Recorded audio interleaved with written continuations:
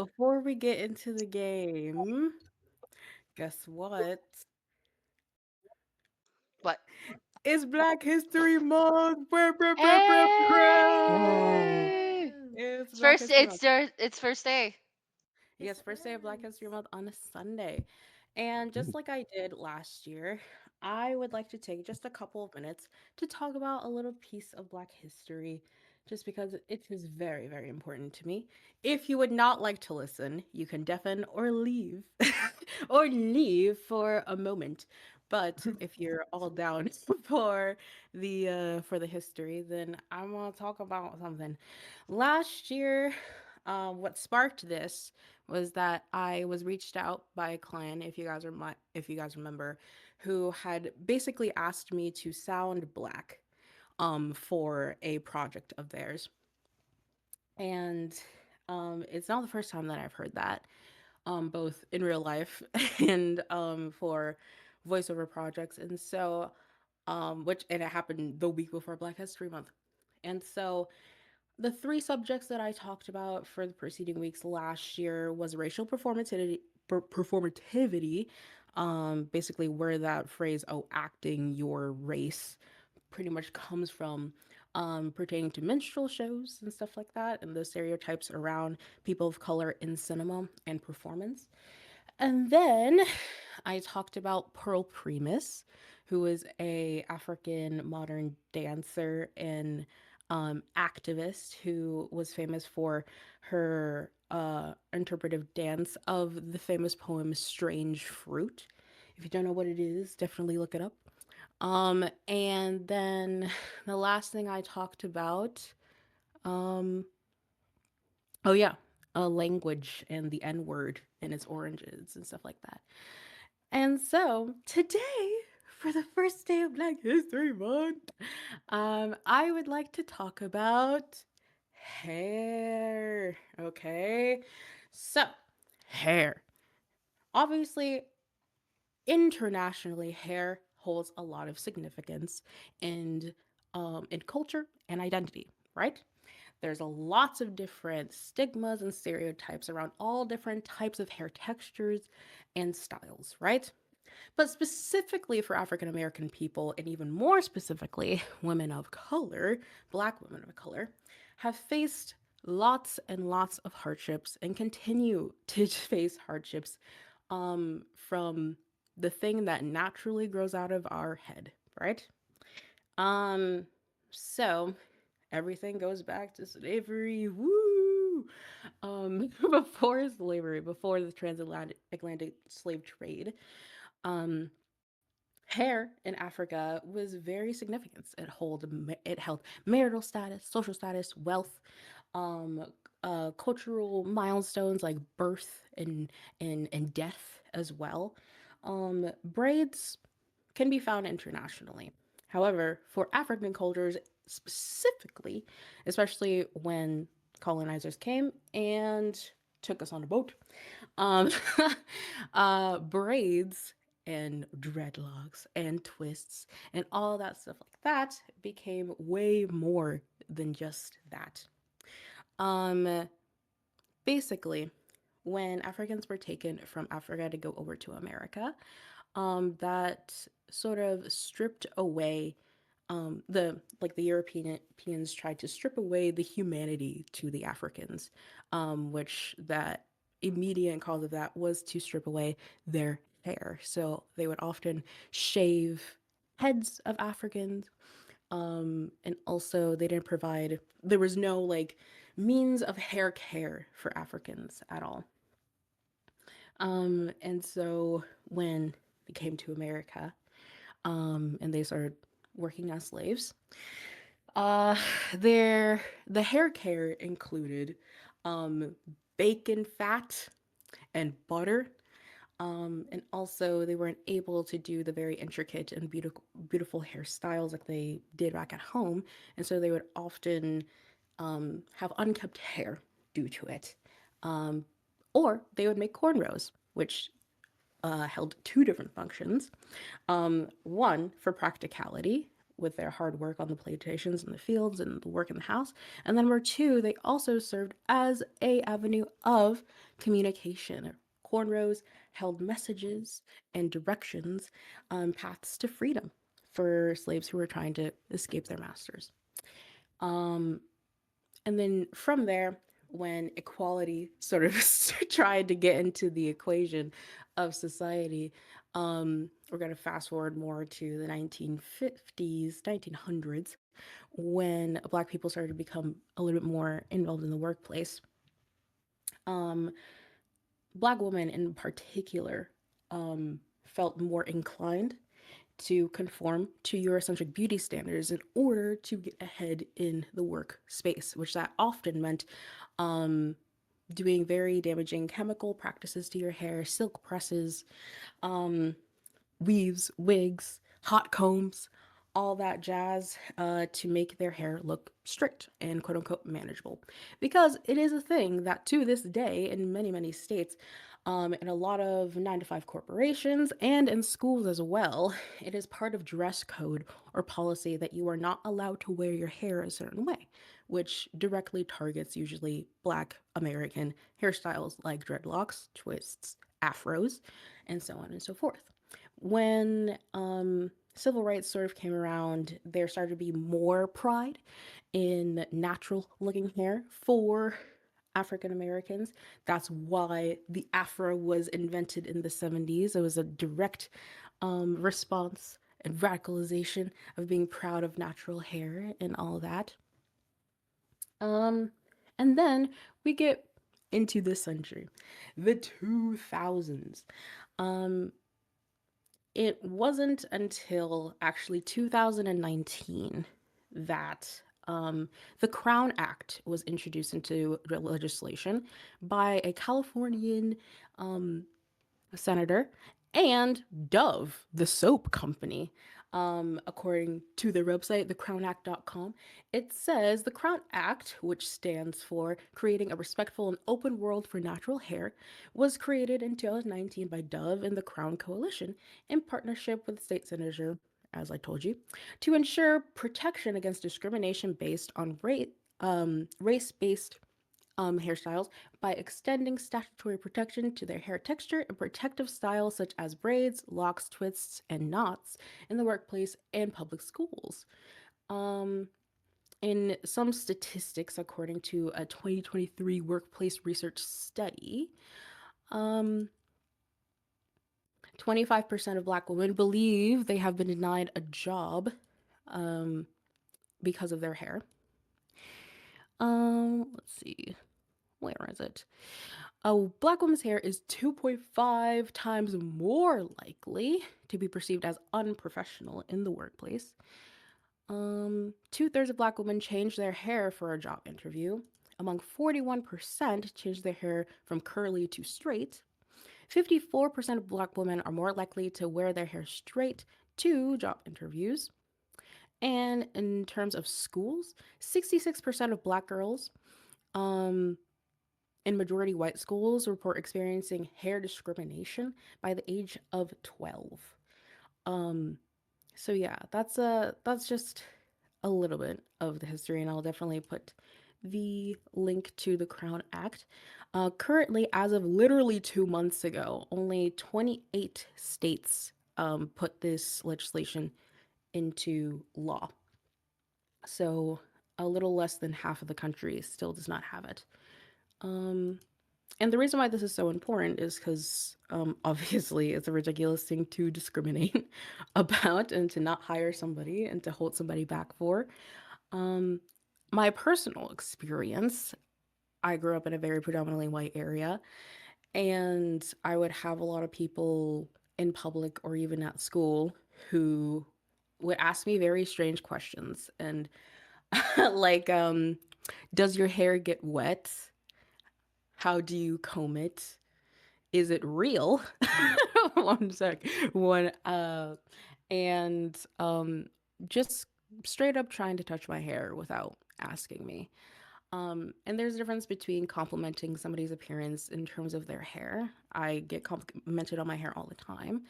There's a difference between, oh, your hair looks nice, and genuinely trying to dig in and awe and almost like in an exotic zoo animal type of way of like, it's so puzzling that your hair is like this. I also have I have a core memory of going to Supercuts, which is a pretty well known hair salon, and them just not knowing what to do with my hair at all. I had to go to the Dominicans in Albany, okay, because they knew what to do with my hair. Um, but yeah, that is the Crown Act and the significance of hair. And of course, this is applied to many, many other cultures, like the indigenous peoples' cultures. Nordic Viking cultures have held a lot of significance in hair. Um, but yeah, that's what it's all about. My friend just texted me Black History Month as we speak. That's so funny. Okay. Okay. Let's get into it.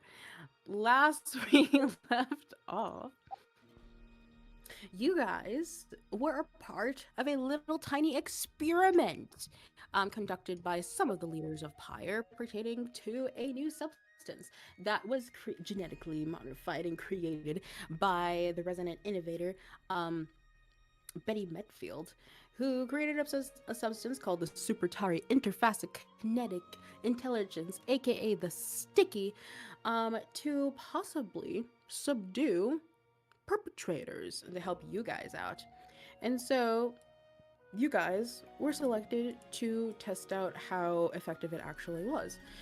But you actually discovered it was quite dangerous and low key deadly. But after that, you guys were patched up, and then you went to the coroner's office to get the autopsy report from a Dr. Broud cast, who pretty much told you the details of everything that he observed and that he knew.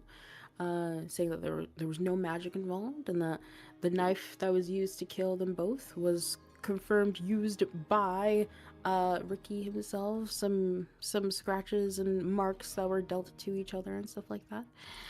Um, and yeah. Afterward, you guys met up with Bo and the mayor to catch them both up on the situation and also about the encounter that Kadani had with Jekyll.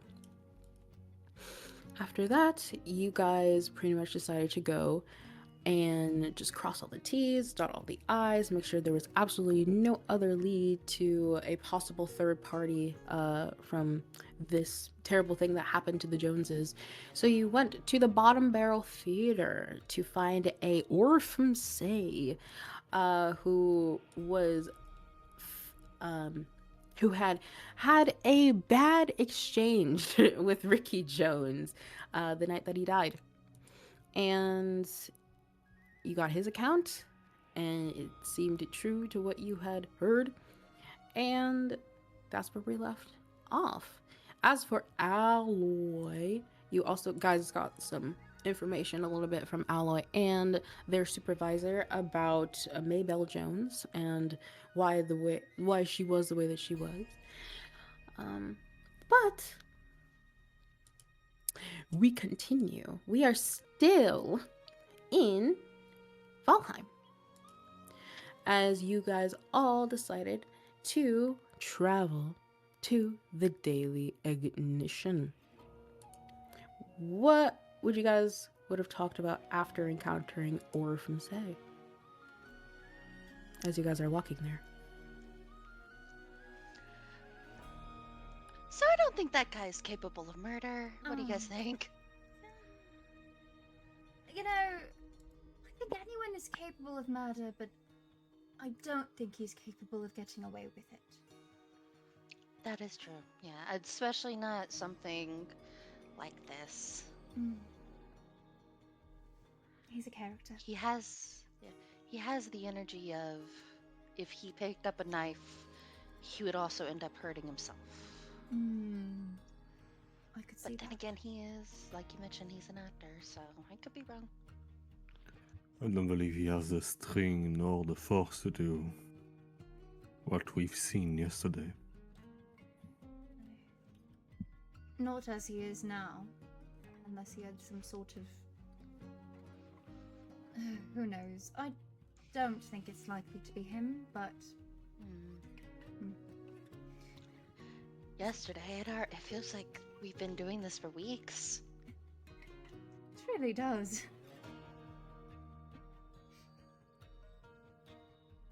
Okay. So, all of you are pretty much familiar of where this building is, a Daily Ignition, their headquarters.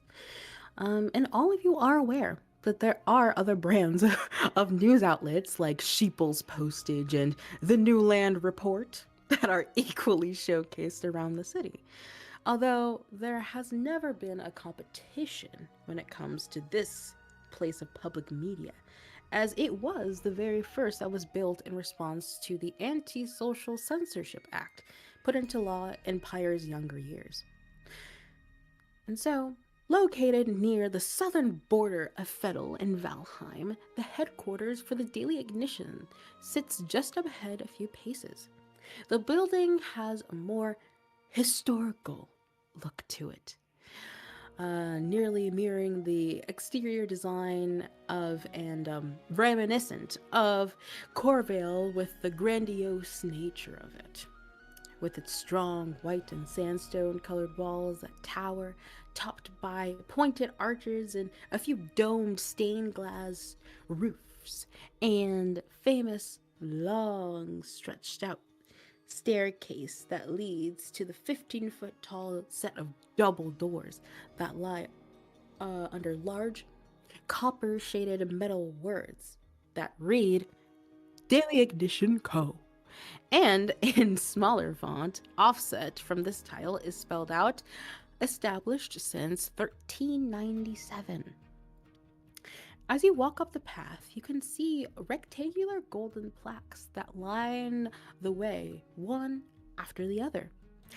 And passing each one, you can make out the engravings of famous quotes and the names of previous leaders of Pyre, celebrities, philosophers, academics, or activists, and quotes that are etched into their way of life or legacy.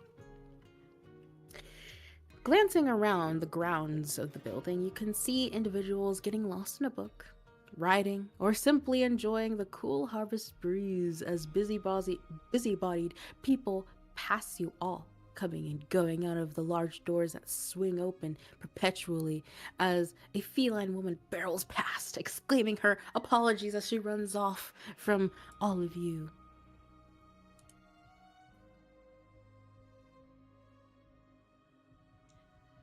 Busy, busy, busy. Stay out of their way.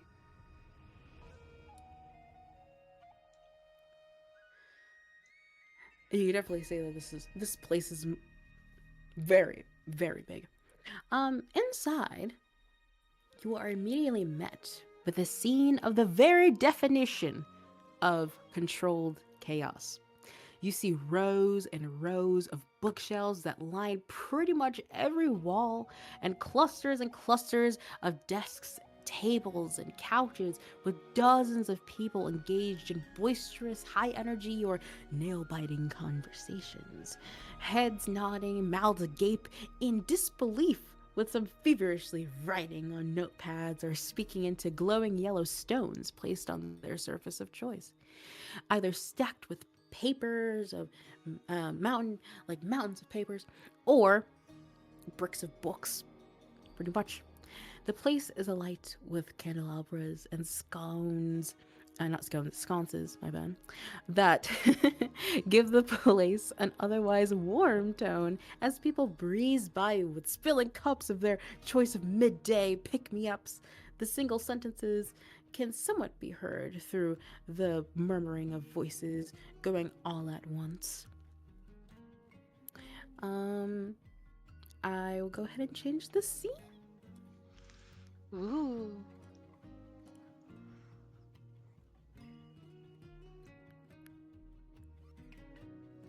Okay, so we are looking for Gib Marl? Yep. Gabe? Who knows? Photographer. So we need to find The photo.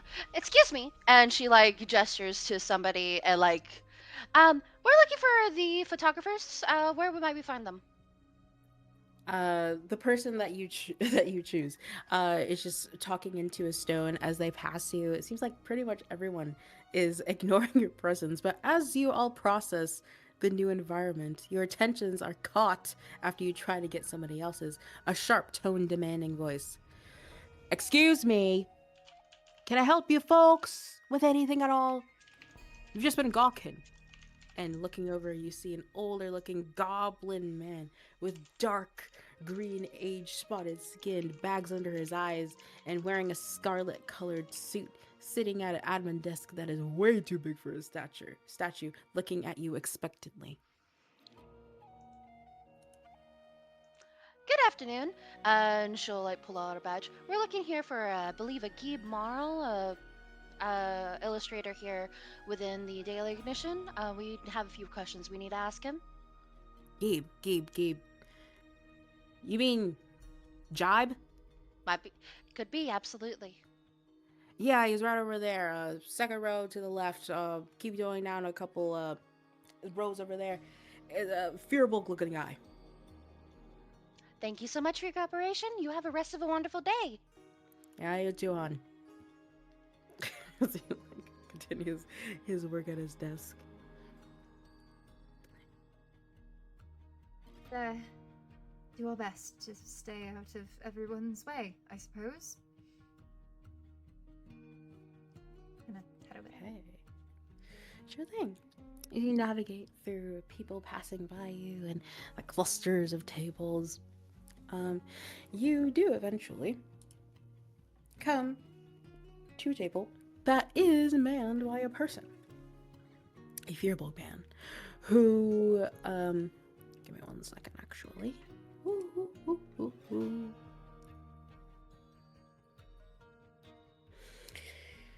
You see a name tag at this rounded desk as he is sort of looking through old newspapers that you can tell from a glance at least, having sort of pale bluish skin, these bright blue brown eyes, my bad, like honey colored eyes, that sort of match his pretty long wavy hair that's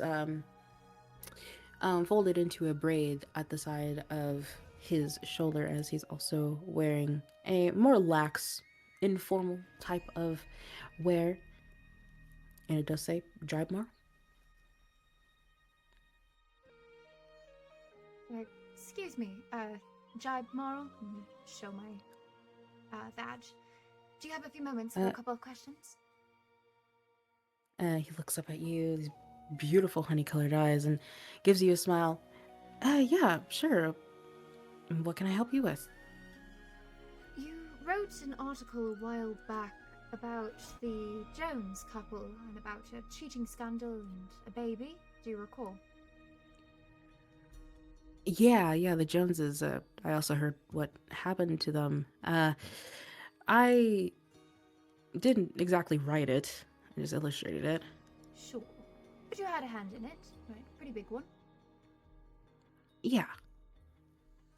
We had some questions about where perhaps you got that information, or if you could direct us to who wrote the article, that could be helpful as well. I can help you, it's no problem. Please take a seat if you'd like. It's a doozy. As he puts his papers down and crosses his legs and leans in towards all of you, as if any of you want to sit. He goes, yeah, so we got the call from the higher-ups saying to just scope it out, really. Anything pertaining to any big-headed celebrities, all the craze when it comes to the Daily Ignition. And so I set out with my scouting partner, the one who actually wrote it, Hilro Taini.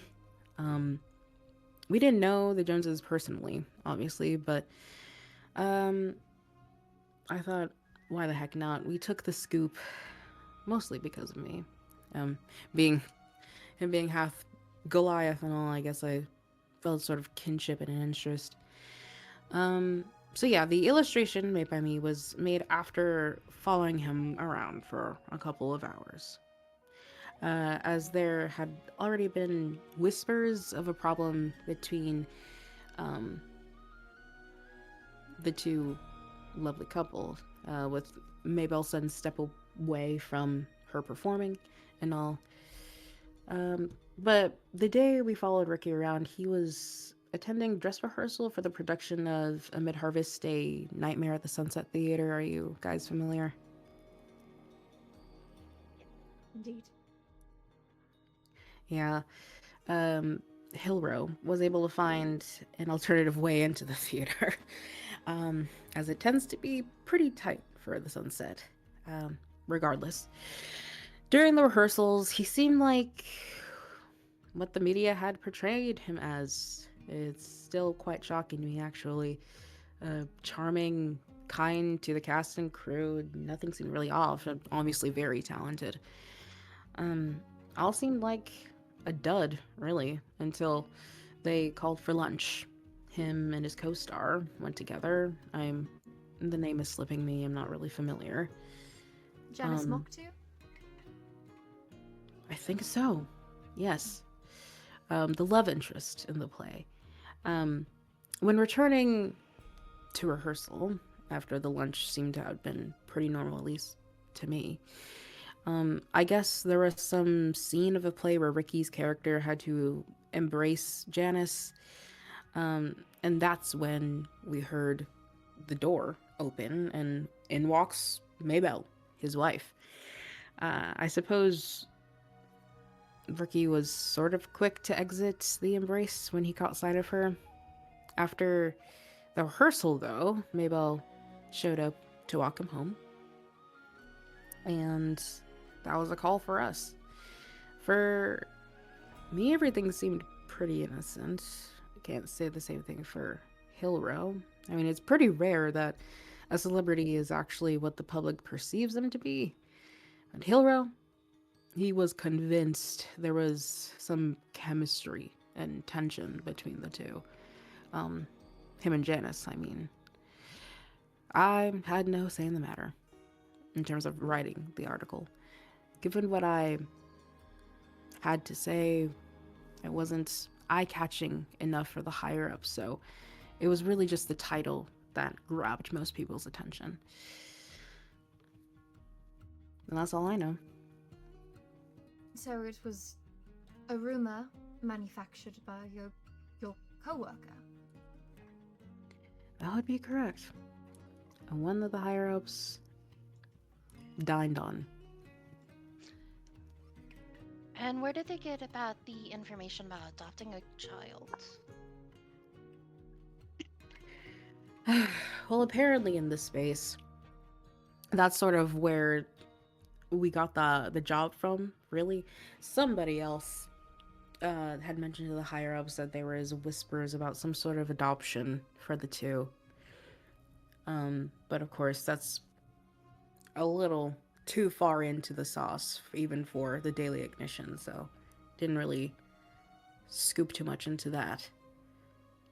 But it's pretty eye-catching, I guess. It feels more like stuff for the tabloids than what the Daily Ignition normally covers. Yeah, I gotta be honest. I guess we were sort of struggling a little bit. I mean, struggle as much as you can imagine the Daily Ignition is, but any sort of drop in views sort of gets the higher ups all jittery. But Slow now, news day. yes, exactly. But now that the whole protesting thing is happening, now we got something to bite. Looks like it. Well, does anyone else have any questions for Jeeb? A jibe. Jibe? I don't as a player, but Matthew would like to do an insight on if it's been truthful so far.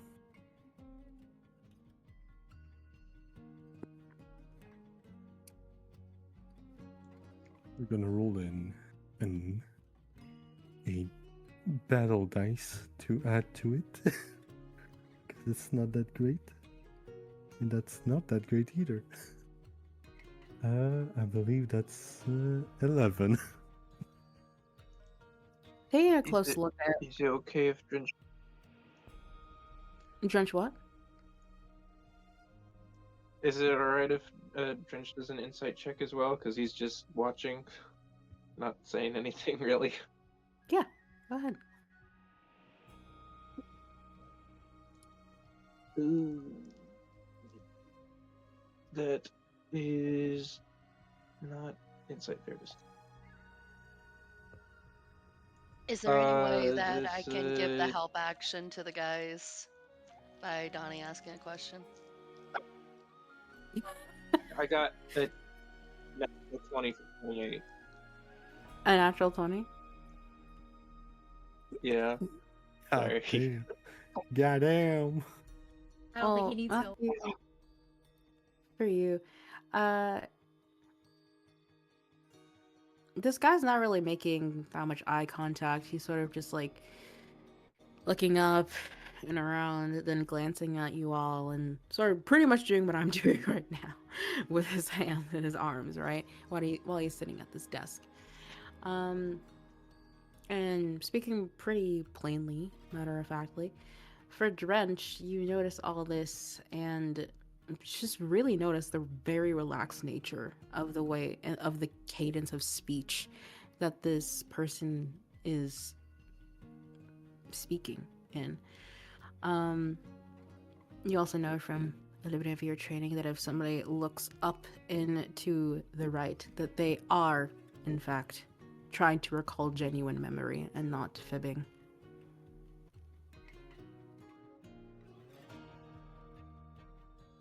Well, unless any Okay. of my colleagues have anything more, I think that might be it.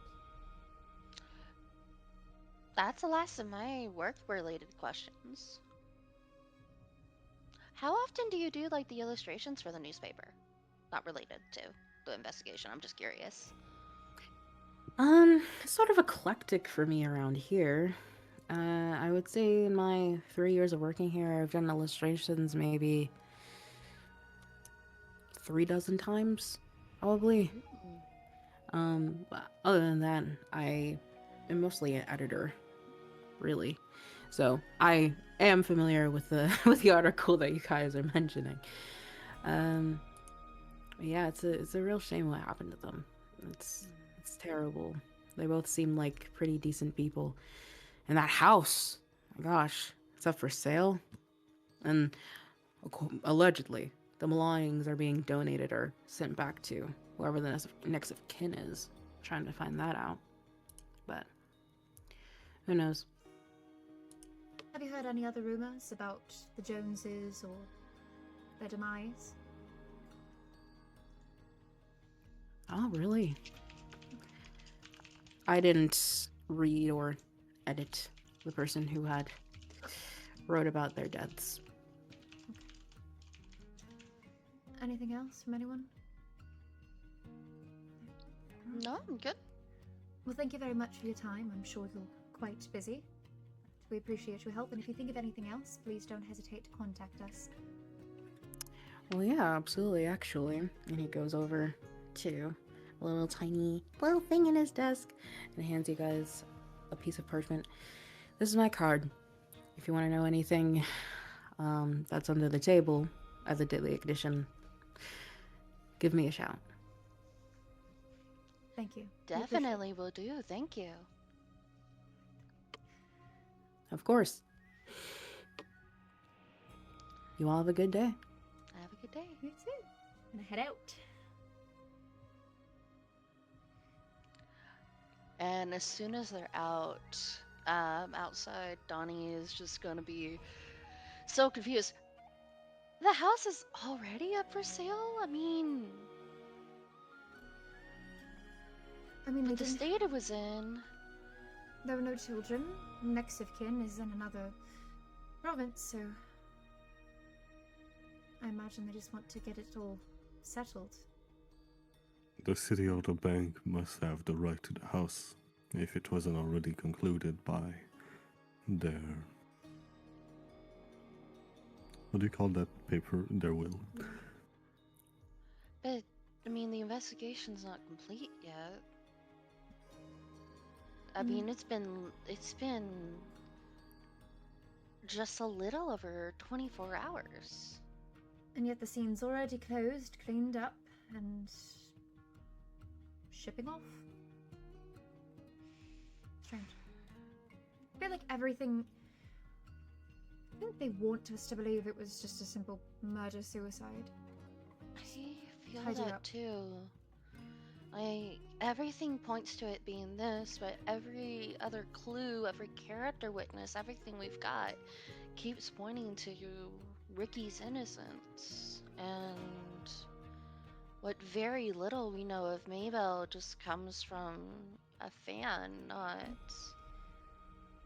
even the person closest to her focused primarily on the amazingness of Ricky. And sometimes good people snap and do bad things, though. It's not unheard of. And that's true. That's very true. Right, well, what else is on our checklist? Dr. Orphan. Well, we know the Joneses likely weren't filing for divorce. We know that the request for DIV we found was Quest for a wonderful Divinity. thing. Yes. Do we want to check the maid's alibi or speak to Janice Moktu, or do we kind of want to wrap things up, as everyone seems to wish us to? I think checking the maid's alibi would be good. She Would was be the a safe only, bet. I mean, she was the only one that really had full access to the house. She was the one who discovered the bodies. She, and she looks around as did chatted gestures for people to for the group to keep walking. And considering the state of the house, having a maid in there for the amount of time that she was in there, even if there's a lot of rooms, that the house was in a very dusty mess. I would agree. Okay, so we can check on that, and then I believe she'd mentioned her family lived. It's in my notes. Give me a moment. to It's look. over in Talon, I believe it was. I believe so. She gave me an address, but all right, 5524 Groove Street in Northern Talon. correct. Thank you. And then, do we want to look for Janice Moktu as well? I know she lives in Valheim.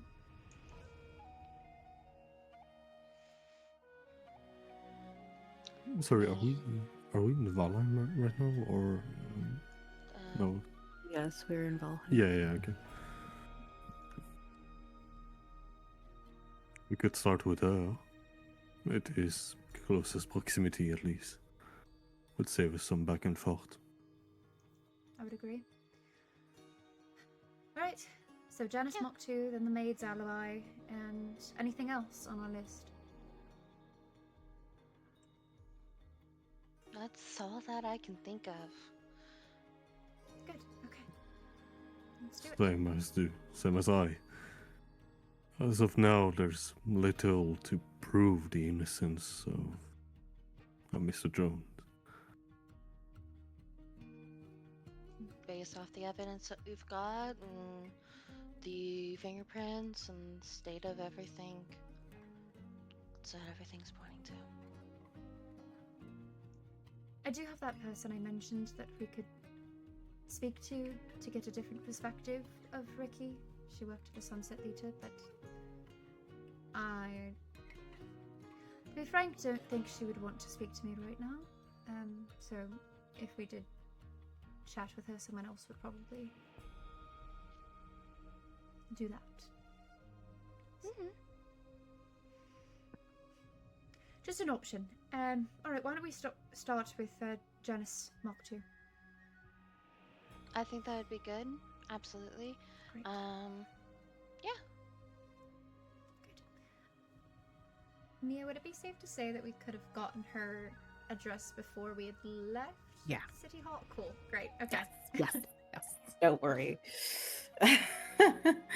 Okay, so you guys set off to the address that you were given for Janice Mark 2. But there's another tiny event that's happening in Valheim as we go over to the Above North Mental Wellness Center with Alloy. Come on, Daniel, let's change the scene again. I'm back in therapy again. Oh boy. Okay. So, Alloy. After the combat that had taken place earlier today, you and Jessica Kai took the time to do pretty much whatever you wanted, which probably included giving you a little more of a tour of the entirety of the city hall within reason, of course. But alas, she did inform you that you had to come to this mandated psychiatric check-in. Not an evaluation, but check-in. And so this place is very bright. It's lots of bright colors, bright neutral pastel colors that are around.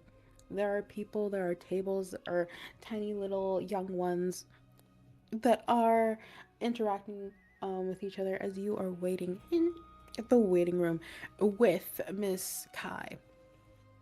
As you already checked in and are waiting for your name to get called. I haven't been here in a very, very long time. I don't like that I'm the same size as the little ones. Oh, everyone's all different types of sizes in this city. Don't need to be worried about that. I feel like that one's looking at me, and I stare down a child. Is that like the likeness sphere thing? Like they I can't be think any so. duplicates of yourself? Yeah, that would be unsettling. I suppose. No, is there a way to fail this test? Oh no, honey, it's not a test. Okay. It's really they're just gonna ask you how you are, pretty much. Make sure everything's Mhm. working up there upstairs, all the lights are on and stuff like that. Okay. I think there's a few lights on, so we should be good. Well, then you have nothing to worry about. Nothing at all. Oh. And I'm gonna stretch and then lay down on the little chair and fall asleep. Oh no, I don't think You you. said I'm fine. Right? I'll just wait here. I'm tired. I don't think it would be a good idea for you to fall No? asleep right now. Okay. Well, am I almost there? Are we there yet? I'll be out in a couple minutes. Don't worry. In the meantime, your trial should be within the next 2 days or so. And honestly, I'm gonna be honest with you, honey. You shouldn't worry about it at all. Okay? They're probably gonna give you a little bit of a slap on the wrist and let you go, especially since you had nothing to do with the murders, okay? Do you mean that literally? Yes. Oh wait, no. Not about the slap on the wrist. No, they're not gonna harm Okay, you. No. okay. I know. Gotcha. They Sorry, already I threw goop at me. I mean, Didn't you want to have the goop be thrown at you? I wanted to interact with the goop, but they said it wouldn't hurt that much, and it kind of did. But They I said it didn't would've say hurt. that. I didn't. No, they said that it would be non-lethal, but I'm not gonna lie. If I didn't do a couple of tricks, I would have died. Oh no. I didn't let him know though. All I did was stop crying.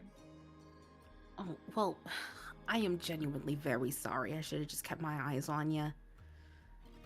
Nah, it was kind of fun. I got a lot of information out of it, and I met people. Information? What do you mean by that? Well, I'm trying to learn kind of how stuff works around here, just in general. Because I don't want to start to make friends with different groups that are gonna start fighting each other. You know, I want to kind of get a lay for the streets, and then I do that. Well, there are many of them in this city, so definitely good luck on that. I mean, Okay. if you ever needed somebody, if you ever needed help about the whispers around town, I mean, not to my own horn or anything like that, but I I hear a lot of things, all right? Off the record in regards to my job, okay? I know nothing. But in regards to you needing some help here and there. Private investigator. I hold their head. What, you talking Private- about me? You're a private investigator. Ooh, a PI. That sounds nice. Wonderful. We'll make a business card. This is gonna work splendid. Yes, and you know what? I think, with people asking me stuff and stuff like that, I feel like I should be getting paid more. Like earlier, that human guy, Matthew Bleak, what was that all about? That's a great question. You know, I'm not gonna lie. I don't really get the whole money thing, and I think there should probably be some changes to it. But we can get down to that later. Oh, yeah. I even thought about the concept of money. I don't even like it. No, I don't get paid enough to be talked to like that, you know? So if I do work for you, just know I'm not gonna be taking any shit. It'll Yeah, be Blue. commission based. Don't worry. Did you know that Bleakwood person? I've heard some things about him, okay? I've heard some things, which I don't really understand. I don't understand. Can I talk to you about something real quick? Mm-hmm. Go ahead. I'm waiting. So, this Bleakwood guy, right? This human, not from here, which we all know what that means. Do you know what that means? No, actually, I'm not from here either.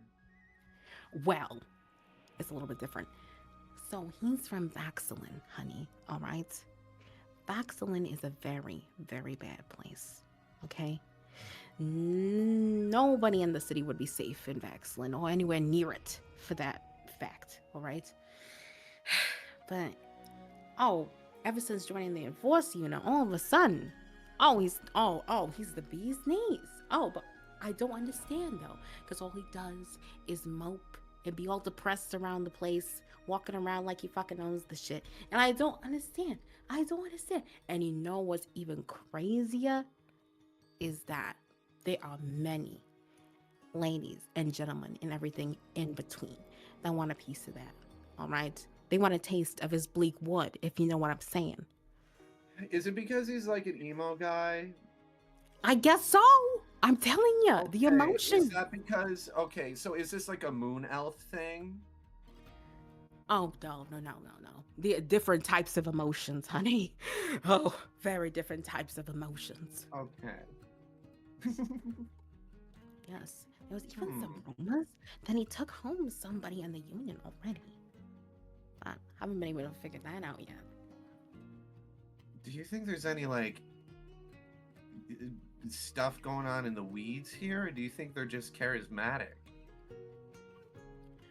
Because I think- malpractice with magic is something that can go really scary really quick. Oh no, I don't think it's anything like that. I think people are just way too fucking impressed with a human who does the bare minimum. Mhm.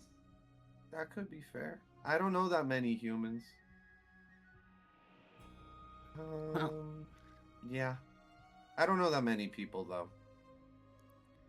But Can I'll you make keep a note of that. perception check for me? Sure thing. Where's my baby dice? Bam.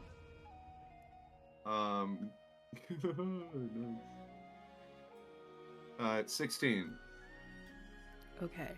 So as you're having this conversation and you're being minutely aware of the children who are way too much like you, from the hallway that's just right next to you, you are hearing thuds and footsteps coming down and some murmurs. And as they're getting closer, you hear a voice go, I mean, it's just very interesting. You know, I try my best, and you can lead a dragon to safety, but that doesn't mean he'll stay there.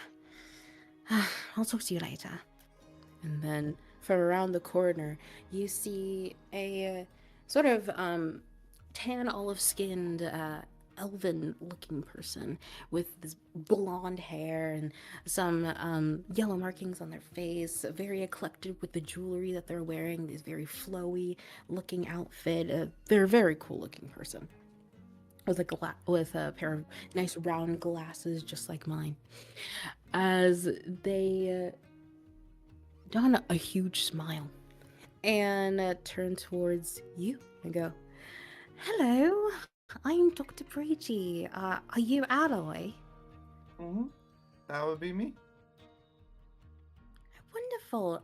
I am supposed to be talking to you today, or we're supposed to have a little chat. You can come ahead and come with me, and we'll get started, okay? Alrighty. I'll be right back. And then I hand them my little like notebook. And they just see that it's just Bleakwood! Exclamation point! Mean and hot.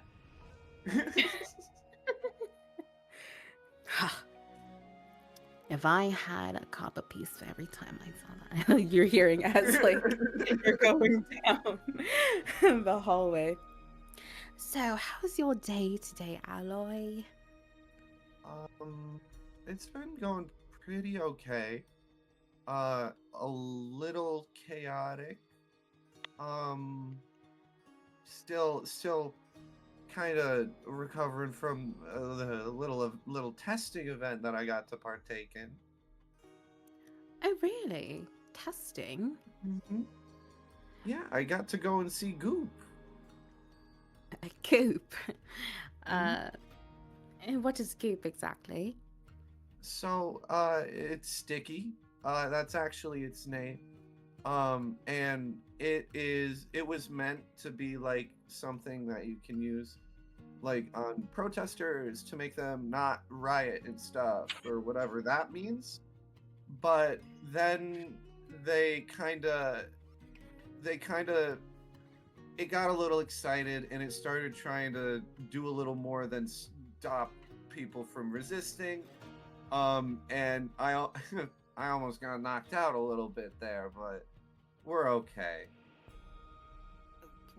Oh, that's very as they start opening a brown door for you to walk in. Come on in. We'll definitely get into that in this I section. wanted to keep one as a pet. I don't know if they killed him already. He was the only one that survived. He watched his mom die. Oh, well, and as they start to walk more into the room, this room that you walk into is very nice and cozy. There are tapestries hung on the ceiling and on the wall from Charis and Sun Elven memorabilia. There's lots and lots of rugs covering the hardwood floor, and there's two big fluffy couches, but also lots of pillows and blankets and stuffed animals everywhere, and a desk that has absolutely nothing on it, all the way to the back of the room, and a huge window that's sort of shining in some gray light, but generally it's very warm tone in here. As you see them take off some slippers that they were wearing.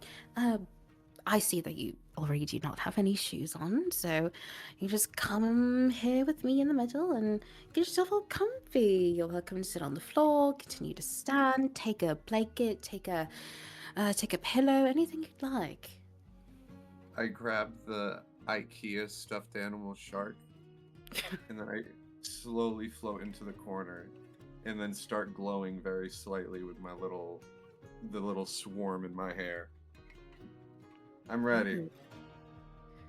Your aura is very beautiful. I might ask, Thank before we get into the goop, I would like to get into something a little bit more about you. Tell me about yourself, Alloy. I hear you're from Grow. Is that right?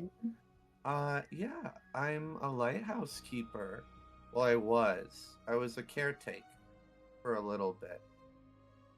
I'm not that Okay. old, so it wasn't that long, but yeah.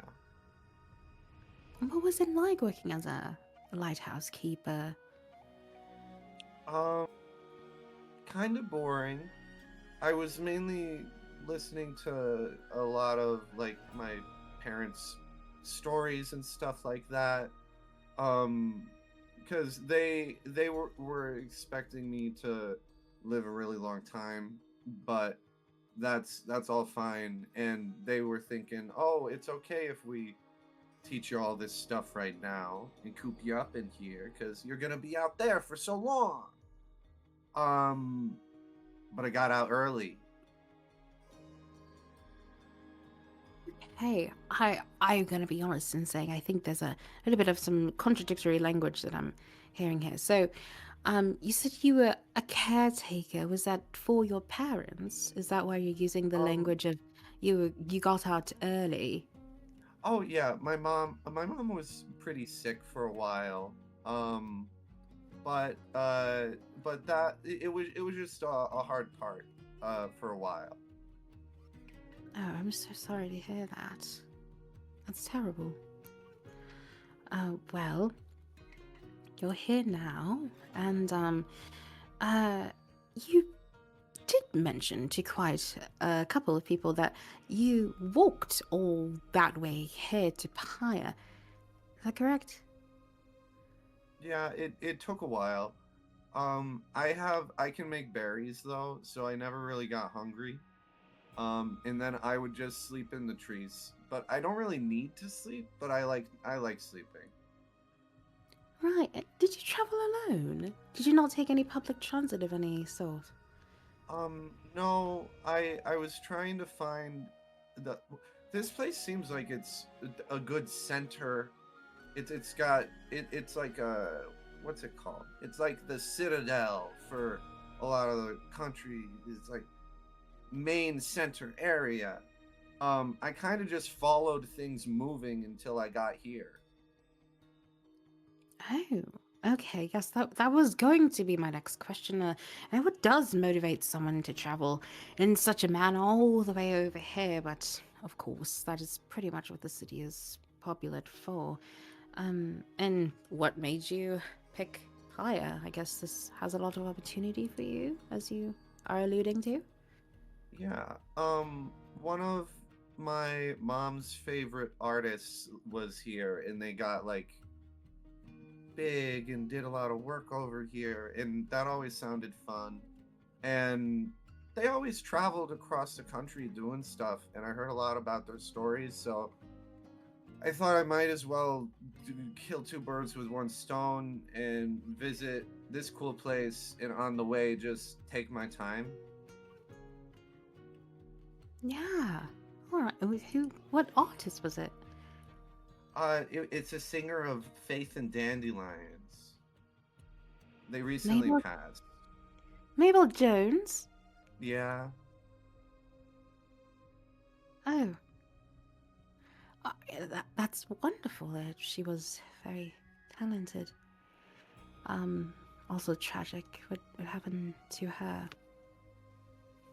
Um, but so since you've left Grow, and the passing of your parents, please let me know if any of this isn't too invasive for you. So do you have any other family that would be maybe looking for you or missing you? Friends? No, I never specifically implied that they had passed. Oh, I said that my apologies. work ended. Can I make an insight check on her? For what? I want to know which alleyway she's trying to kind of poke at here, because I said I was a caretaker and it was a rough time, but I don't believe I let her know that they actually passed. Yeah, sure. Go ahead. Make an insight. Doo-doo. Nice. We gotta love this.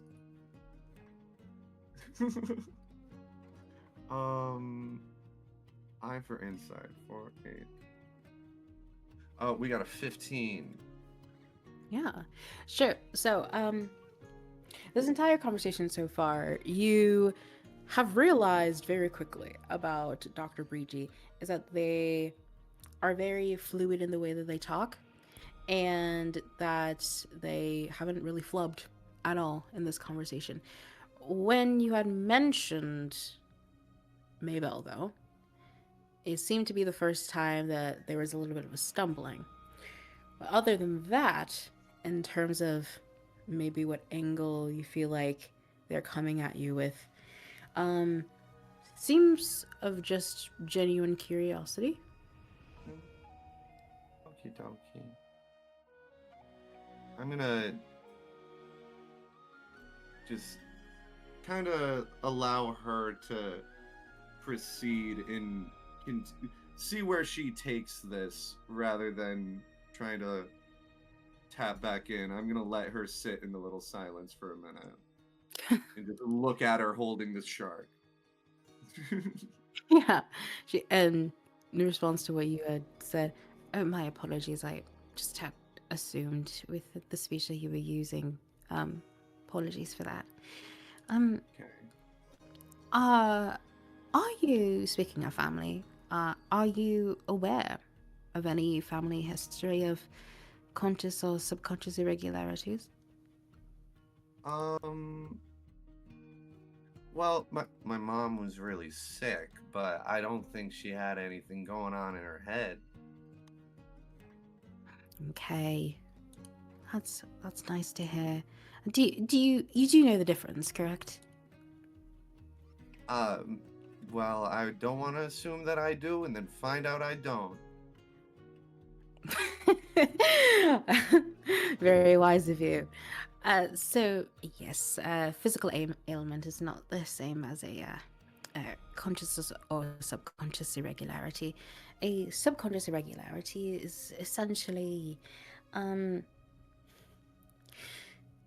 something that happens with your thoughts that hinder your day-to-day life without you being 100% knowing of it.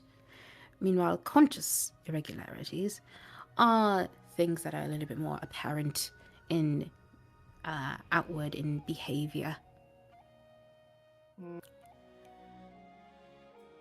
I don't know about any family history with that, but I won't say that that doesn't seem that kind of sounds like something that I might involve myself with. Speak more. Alloy starts to like slowly shrink in from the corner of the room. I appreciate the curiosity.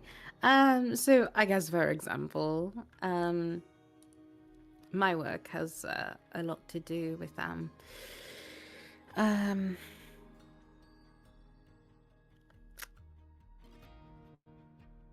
trauma and behavioral dialectical counseling, right? Some of my most famous work, if you will say, is a subconscious regularity known as material distancing. And what that is basically it's a form of a chronic dissociation, which that occurs when one feels immense anxiety from coming in contact with a inanimate object. For example, if somebody had received an heirloom of some sort out of the blue and sort of has paranoia or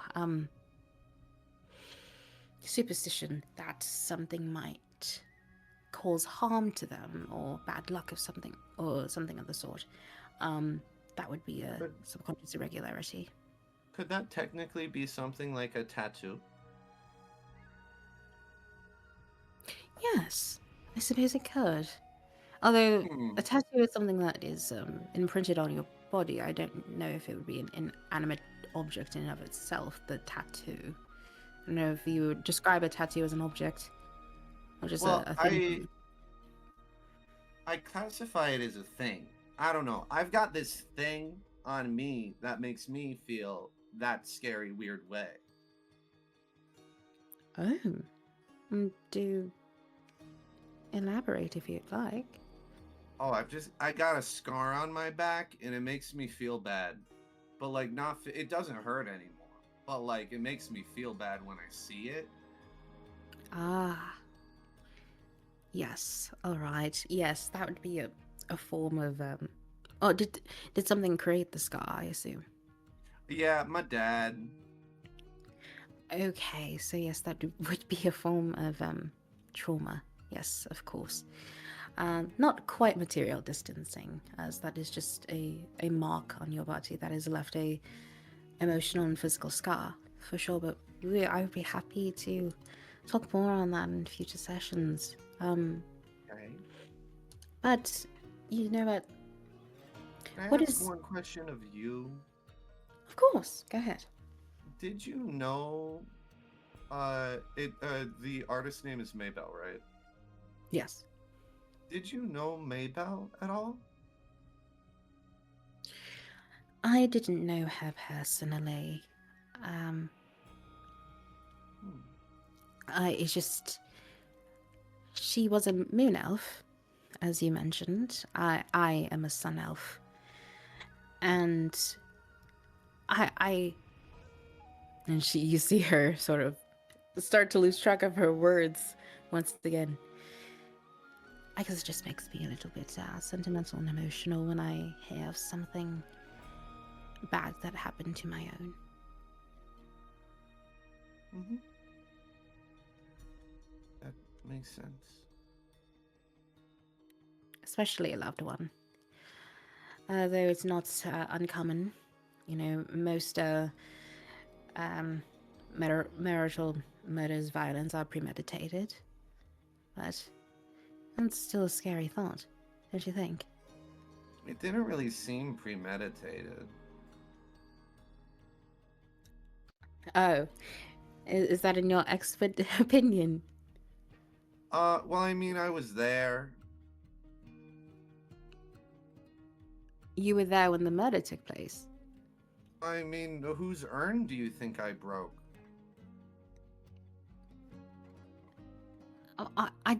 I want to be abundantly.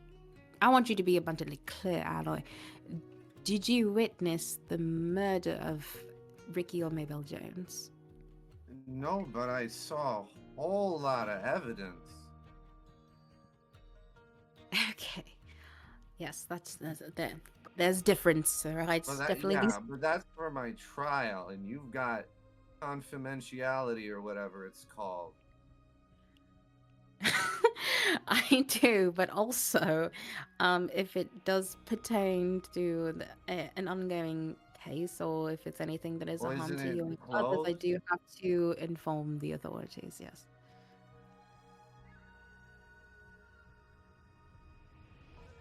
Potato, potato. Can It's I very keep the shark? important. Actually, yes, you can. It's Thank not very you. popular, anyways. But yes, speaking of, you mentioned earlier that you had some intentions, opportunities that you would like to seek out in the city. And what are those new goals? Say after the trial, you let go. What are you gonna do? I want to be a voice for change. And I can find that through probably like a couple different ways. I wrote my first expose and I'm gonna probably go to the they check on their hand where they scribbled something. The sheep. I'm gonna go to the sheep and then I'm gonna try and make them print it. Are you referring to the sheeple's postage? Yes. Okay. Oh, that's wonderful to hear. We love progressives, don't we?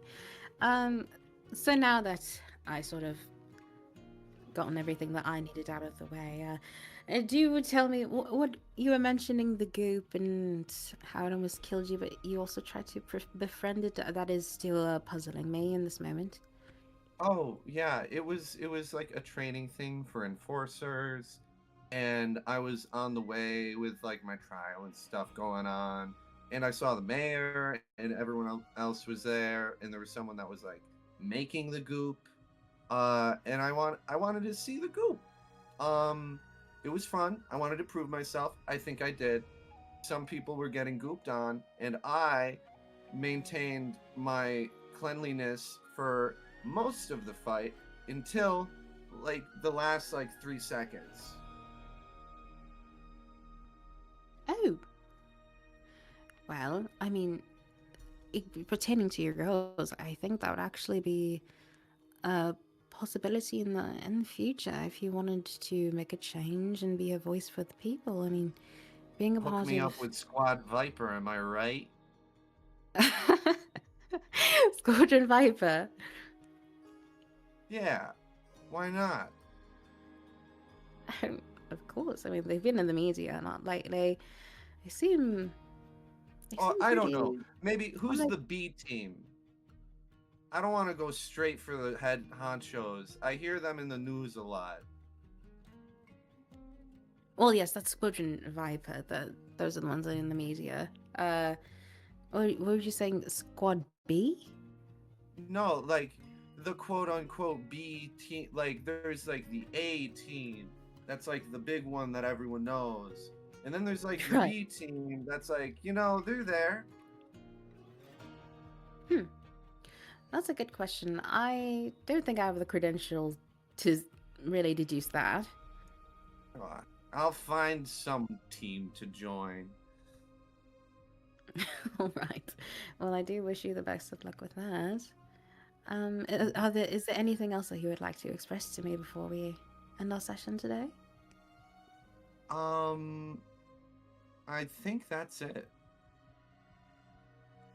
Okay, wonderful. Well, as I said, my name is Dr. Breezy, and should you need any further guidance or just an ear to listen to you, I will be here. Okie dokie. I'll keep that in mind. Okay, and they start to get up and walk you back to the waiting room as Jessica Kai is there as you see that she has fallen asleep. But we take our I hit her attention with a away. shark. She be, ah! Take me to who arrested me now. um yeah. Take our eyes away from that.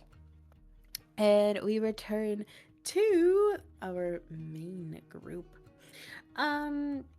This person is actually not terribly far away from the Daily Ignition, more towards the rural lands, over the bridge, and right on sort of that river section there across the bridge, is where the Janus Maktu lives. Okay, we're all getting the vibes. All right, cool. So, you guys approach this more cottage-looking dwelling, actually. And it's still very nice. It has some nice combination of wood and white stone. Has a nice dark brown roof, humble windows that frame the outside, and a pretty modest fence, actually. That's a nice, light pink color as you approach this dwelling.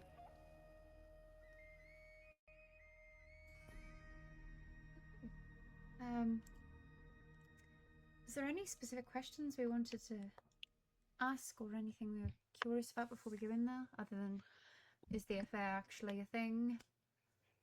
When was the last time that she saw either Ricky or Maybell? How their relationship to the couple was, or either privately. Hmm. Um, And depending on how it goes, the time and location of where she was during that night.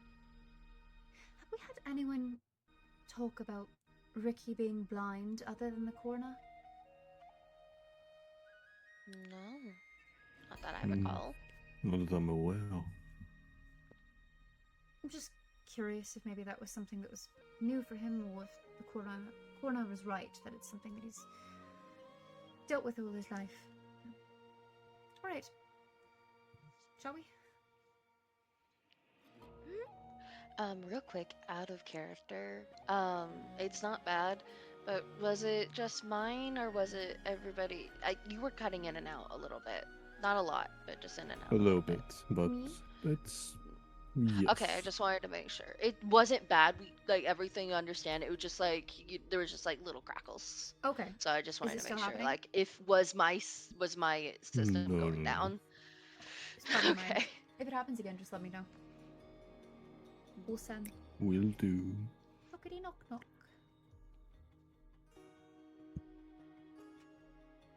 Okay, so knock knock knock knock knock on the door, has a nice little tiny window that is there, and it's a curtain that's behind this window.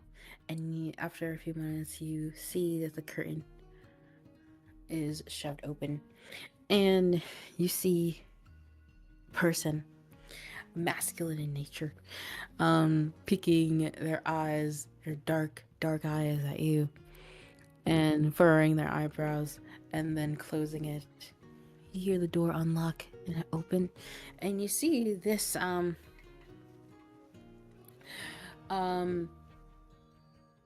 you see this like middle-aged looking person with long dark hair in a robe of some sort, and you see that his face is very confused. Bare feet. The smell of like herbs and lemon coming from the house is just wafting towards all of you as he goes, can I help you? Chance, we're looking for Janice Mocktu. Are we at the right residence? Ah, Enforcers. Johnny. Yeah, she's here. Oh, Johnny. What? You have some visitors here for you. Ah, it's my sister. She'll be here in a moment. Just like awkwardly walks away. And some more petite footsteps approach as you see a very beautiful looking person and a long hair, reminiscent of the man that you just saw before, as she has a face of irritation a little bit as she rolls her eyes towards the direction of her brother. She goes, hello, I'm Janice. Hello, Janice. Would you have a few moments to answer some of the questions? We're enforcers. Sure, I suppose. Did you want to do it out here or inside? Wherever you're comfortable. She like looked towards her brother again. She's like, give me one moment. I'm just going to my shoes on. She, you can see her that the shoe rack is right next there, and she walks outside, pushing past all of you very politely. She's wearing a nice baby doll looking dress. As she turns to you all, yes, and enforcers. I've never talked to enforcers before. What is this all about? It is about the passing of the Joneses. We were wanting to ask you a few questions. Basically, when was the last time that you had seen Rickabelle or Maybelle Jones? The Joneses, yes. In all honesty, we don't really get the postage out here. I sort of like to stay away from the media, given my presence, but I did hear about that through the grapevine. That's terrible, terrible, horrible. The last time I saw Ricky was actually for the matinee. It was the 21st of Harvest 1. 21st of Harvest 1. So you did not go to the Hallows Eve party? The Joneses? Oh, yes, I did. Sorry. It was a pretty crazy night there, it was. Yes, I did. Not for very long, though. I showed up. I don't really like to interact too much with the others in the industry, but I was invited by a mutual of mine. Yes, I did see him briefly, give him a hug, and that was about it. What time did you leave the party? Oh, as you can probably tell, I don't really quite remember. I would say definitely about early in the morning, for sure. Okay. Mia, with her Mhm. forgetting to mention that she was at the party, looking at her posture, what do I glean from that?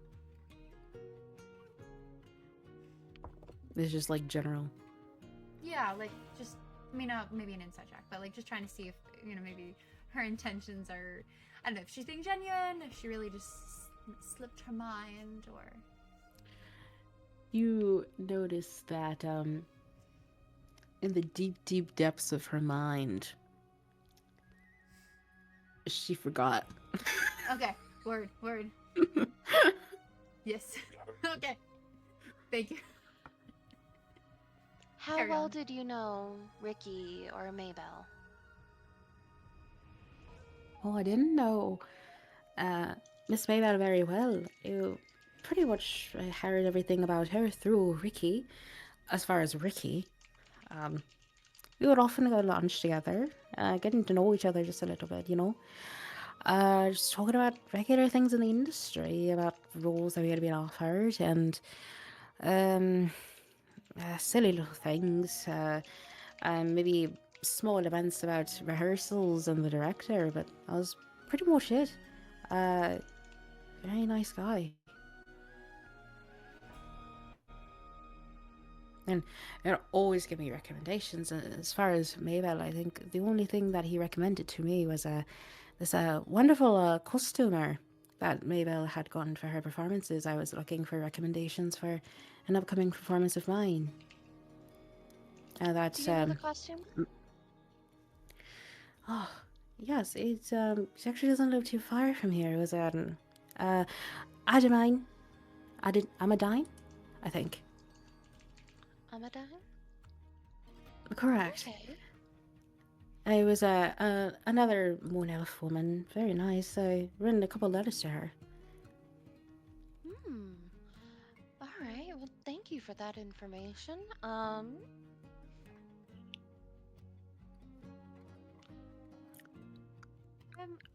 Something that I was wondering about, that I feel I never really saw much covered in the news.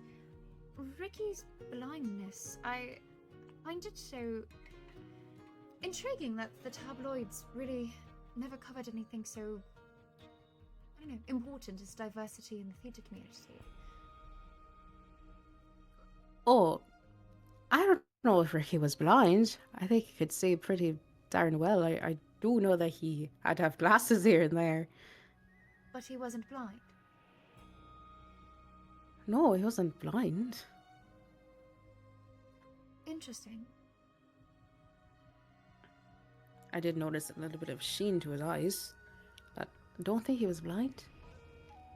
Only a little bit. It wasn't anything completely obscuring his vision, you don't think? No, Okay. I suppose maybe it was just something else that was helping him to see a bit, but I do know he needed help to see the script, that's for sure. All right. Thank you. Interesting. To be frank, I do have a question about potentially sensitive subject. Speaking of things in the tabloids, I saw this awful article suggesting that Ricky was having an affair. Do you know anything about that? I did read about that. I thought it was very, very peculiar to me personally. No. How come? Oh, it just doesn't seem like the type of guy. Talks about his wife all the time. But I guess maybe that thinking on it could be a form of compensation. Sure. And please trust that I have no presumptions about anything, but I had heard a rumor that potentially there was something between the two of you, though heaven knows what has been conjured up in the media. What, me? Indeed. Oh no, Darren, I don't swing that way. Oh, all right. Well, that would cover that, now wouldn't it? I guess I'm not very public about it just because nobody really needs to know about that. But no, I had no interest in Ricky. Sure. And trust that that would be kept rather confidential in our files. We don't Absolutely. intend to put anything on blast for you. Well, thank you. I appreciate that. Of course. Anyone else? Ooh, yikes, guys. My bad. Insight check the lesbianism. I'm joking. Yes! Hey, no way. 2 years in. The best insight check. Oh, God. It was bound to happen. Yes, this is the first time we've ever encountered a queer person in this game. I can't believe they're real. I rolled a 21. A game with dragons and all kinds This of creatures truly in there is a and gay fantasy people. setting. Oh my god.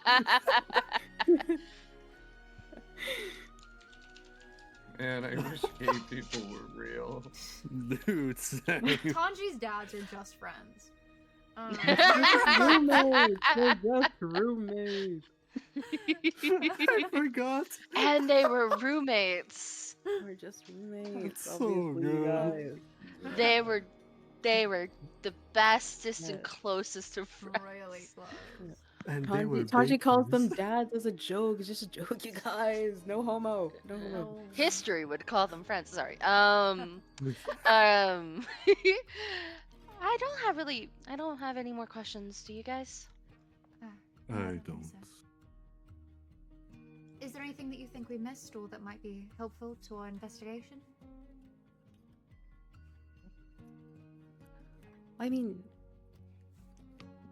not really. I was just very shocked. At least what I read about in the Data Ignition. It doesn't seem quite right. Don't know why he would do it. But I guess you really never know. Could you think of anyone else who might hurt the Joneses? I mean, in this business, anyone will hurt anyone. To get ahead, but with Ricky, he was so nice to everyone. I don't know who would directly want to pick apart his reputation or take him out in any way. Well, if you think of anything else, you can contact us at the City Hall. No detail is too small. I definitely will. I think we've taken up enough of your time. Thank you Thank you so so much. much. Thank you. And our condolences. Thank you, and I appreciate that. Do be careful out there, alright? It's gonna be dark soon. Hi. You as well. She nods to all of you and goes back inside of her home. Well, we have a costumer, Amadine. And he wasn't blind. I can get in reach with this Amadine. She's been my seamstress for the better part of 7 years. Okay. Ooh, okay. All right. I mean, Maybell seem to. It's just something of Maybell. That kind of thing. I need to pass by anyway. Damien tore some hole in his shirt last time he played outside, so Oh. I can pass by. Will you say hi to him for me? Okay. All right. Well, she is right. It is getting late. Should we perhaps split up and head home? Do you want us to walk you to Talon? No, I'm fine. And perhaps I can see if I can stop by the maid's house quickly just to check her alibi. But no need to. escort Okay. me. If you're sure. Yes. All good. And Donnie just kind of gives a little bit of a side eye to Drench. Like, going like, are we... And yeah, she'll drop it. Gadani, before we split ways, do you mind if I talk to you for a quick moment? Yeah, of course. Pull her aside. I don't mean to beat a dead horse, but when Drent had come to my home to let me know about Jekyll, he'd said that he'd specifically mentioned me. Do you know anything about that? Give me like 5 seconds. No worries.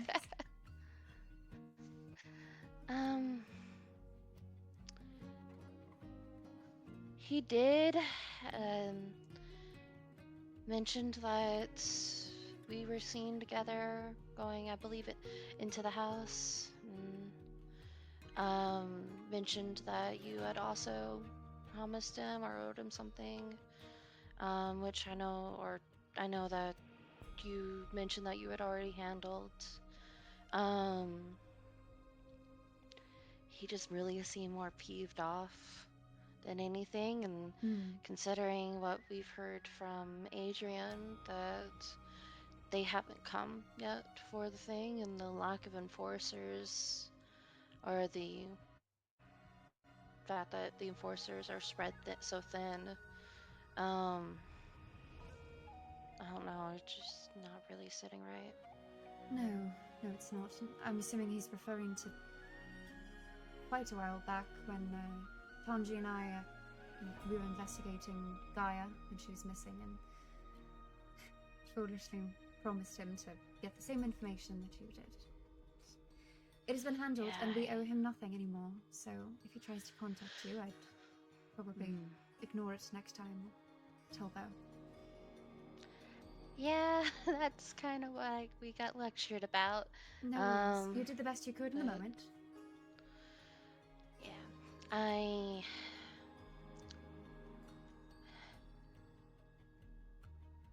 Are you sure you don't want us to walk you? I'm fine. I could use some time to decompress. What a day, am I right? That's fair. That's fair. You do have your sending stone on you, right? I do. Yes, so. Okay. Right. Call immediately if there's any trouble. If we're at the barracks, we've got the horses and everything. Sure. But no, I am. Yeah, he just seemed more kind of peeved about how we got the information rather than did we get the information. And I think he's thinking that we've set a trap, but we got denied on the trap, so. I think I'd warned you when we first had done that he's not the kind of person you double-cross. I've dealt with worse. Much, much worse, but I've also talked to a few people. I have an uncle that, well, when my brother got kidnapped, helped us out a bit, so tried to see if we might be able to get some sort of information of how to move forward, but I just think we got everything. We followed his instructions, we did everything we could. We did. go behind his back. My recommendation would be to just move on. Mhm. What's done is done. We owe him nothing anymore, so I'd rather not take up that Stir bother. the pot. Yeah. Yeah. Mhm. Okay, well, I should get going. I've got a bit of a walk, and so do you. So, right. Okay. Good night. Good Walk night, everyone. safe. Good evening. Don't linger too long, will you? No, going right home after the one pit stop. Toodaloo. I would like to, as these words come from Matthew, use Rally to give her 7 temp HP. Just gonna turn around and give him a little smile and all.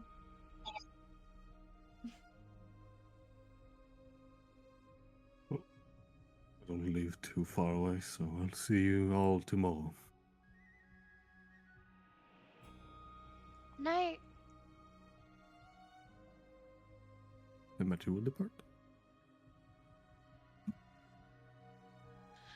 Alright. Hi ho, hi ho. It's back to City Hall we go. Bum, bum, bum, bum, bum, bum, bum. As Donnie starts leading the march for, I guess, for them to head home. You coming? To church?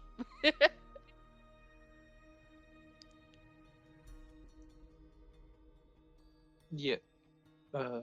He'll follow. He's been mostly quiet, just kind of watching and listening, but yeah, he'll follow, nod and smile. Make a perception check, Drunch.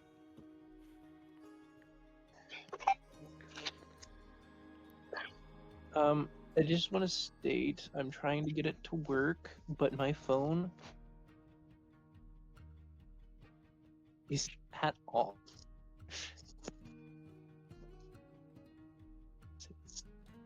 Let me perception. Perception. Oh boy.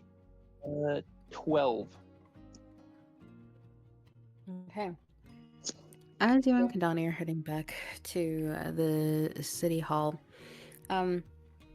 walking through Valheim, you see everything that's pretty normal.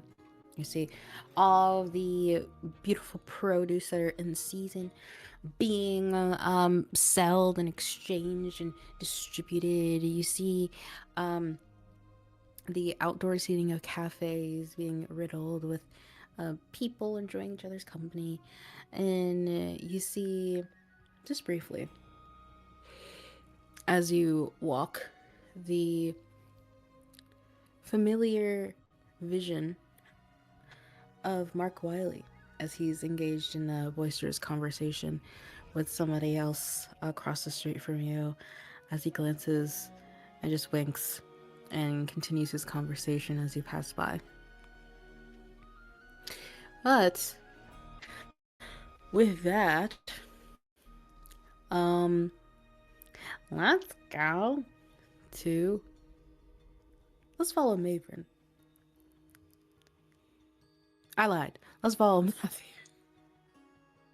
Sorry. Follow Matthew. Okay. Where are you going? Home? I take it? Oh, it's, okay. Oh, well, is it the end of shift from what I understood, or? Yes. Yes, then yeah, go home. Yeah, go home for now. I mean. Okay. Follow Matthew.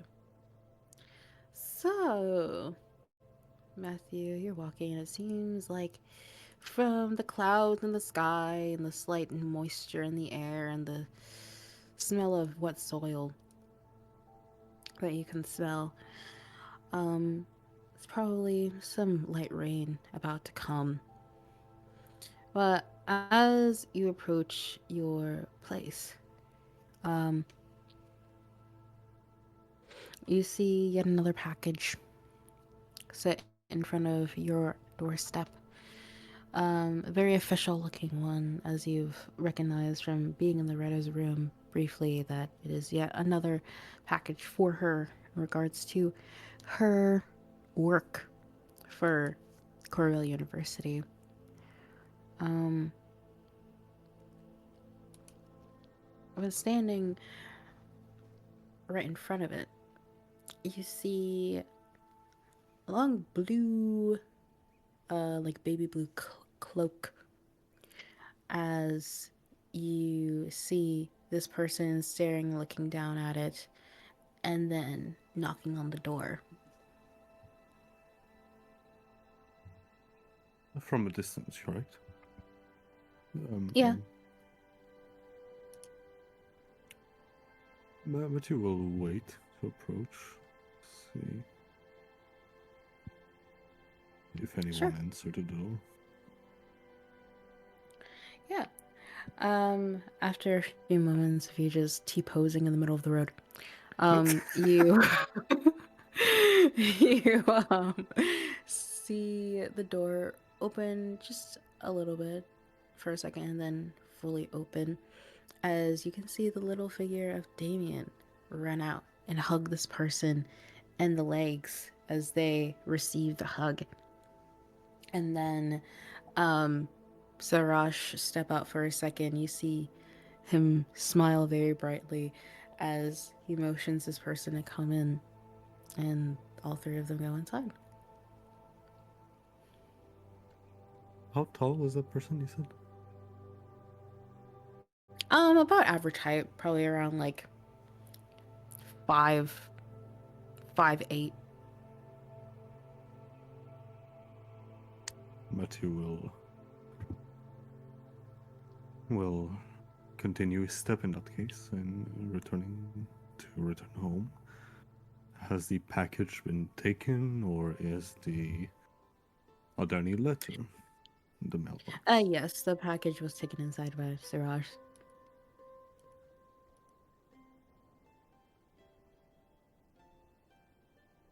Then if there are no letter, Matthew will steadily make his entrance into his home. Okay. Come on in. You don't smell food, but you smell some tea brewing in the air. It's quite warm here. It's fires going. And when you walk in, you see this cloaked person crouched down on one knee in front of Damien, as Damien is showing them a a miniature lyre. And Sarash nowhere to be found in this moment. And Damien looks to you. Welcome home. And this person now looks to you, and you see a semi-paled skin, blonde curly hair, elven looking young girl with blue eyes, as she looks caught off guard but then smiles at you and stands up. And Damien runs over to hug you in the same fashion that you saw him hug this person with just moments ago. Good evening.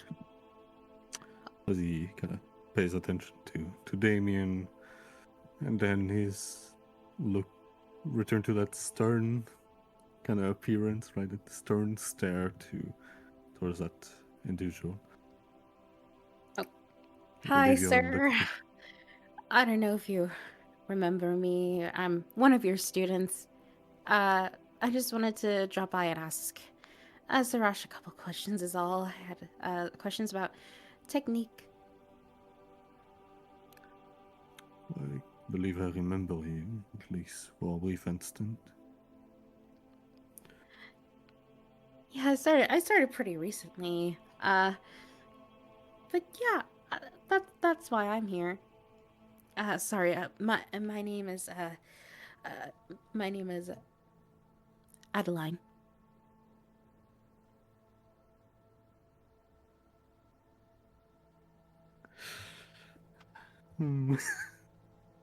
Adeline. Well, it's a pleasure to make your acquaintance, Adeline. I believe you. I saw you another time when I was bringing Loretta to your school, correct? Yes, we did glance at each other just briefly. Then, yeah, that was me. We've been going to school together for a little while now. Have you heard anything about her, by chance? No, I guess that's also sort of why I came over here. Just check in on Damien. I know that this is her little brother. I see. Well, don't let me hold you. If Sarosh is waiting for you to go on and ask your question, I'm sure he'll be delighted to have some company. Thank you for welcoming in. Well, I'm already in here, but well, thank you for having me.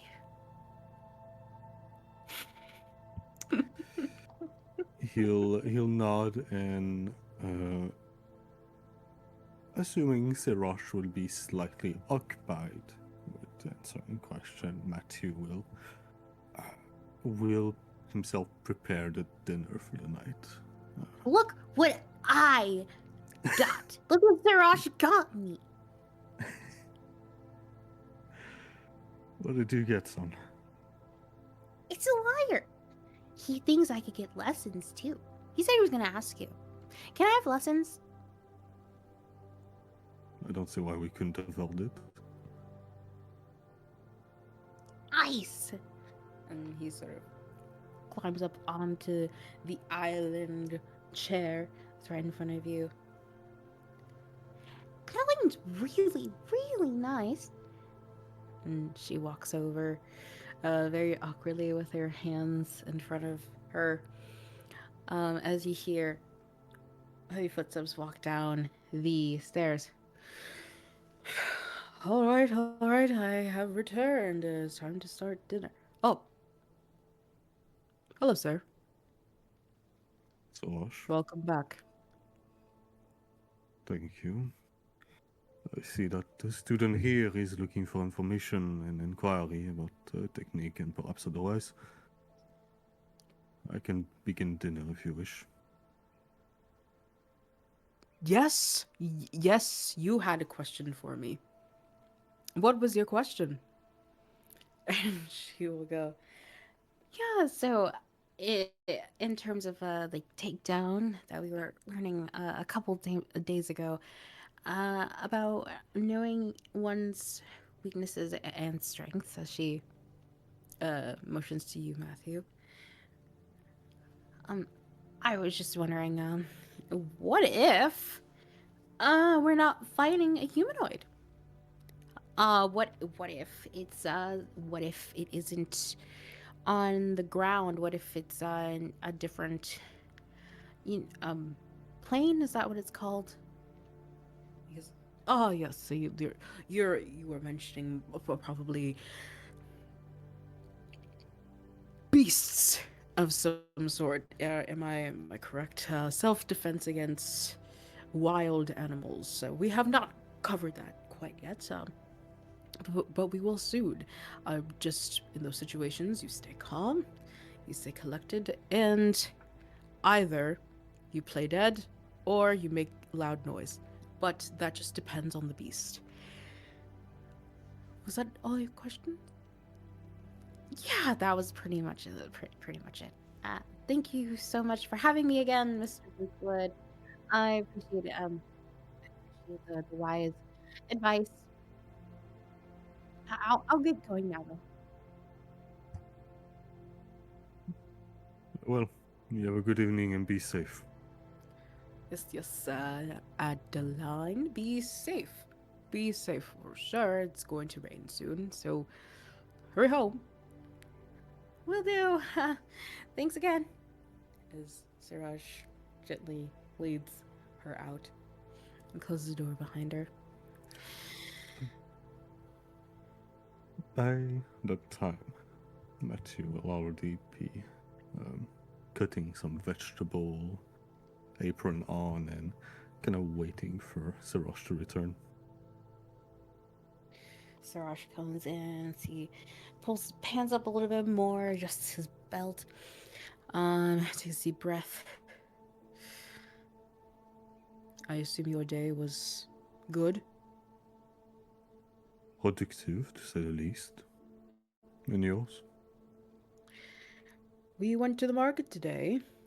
Yes, this lyre is secondhand, hand me down. It was on sale, so I thought, why not? Hopefully that's okay with you, sir.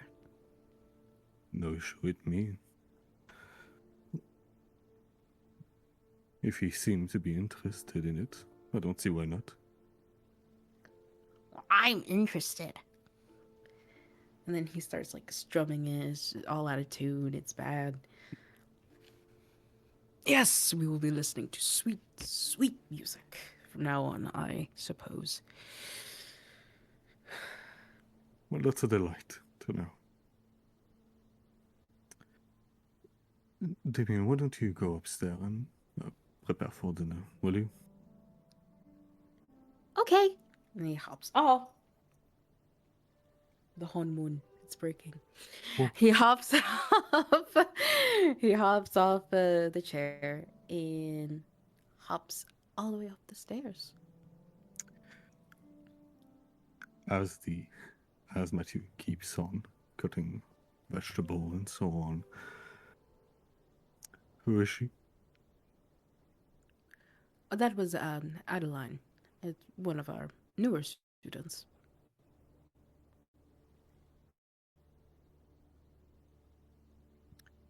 Is that so? Yes, I had mentioned to you the day that you returned that there had been an influx in students, and actually before you returned, she joined and a little bit rusty on some of the technique that we've been learning, but not half bad. They seem quite acquainted with Damien. Yes, they have been pretty close. I guess she just took a liking to him given her closeness to Loretta. I, being her brother and all, I assume maybe she's talked about him a lot. Can I make an insight check on Sarosh? Yeah.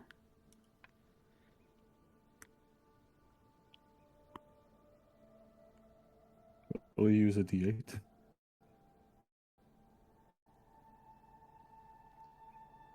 Not that huge, but 14, 19. With your 19, he has started to try to help you, filling up pots or oiling up pans. He hasn't been really facing you this entire conversation. In terms of the cadence of his voice, seems pretty plain. And yeah. All right. Has she learned well? Say again? Has she learned well? Under your tutelage? Yes, she's very steady. That's good to know. I can't help but see that Loretta's package keeps on being brought. Are you sure you don't want me to? And he sort of just stops talking. Never mind. Matthew lays a knife on the table. Do show your mind, Sarosh.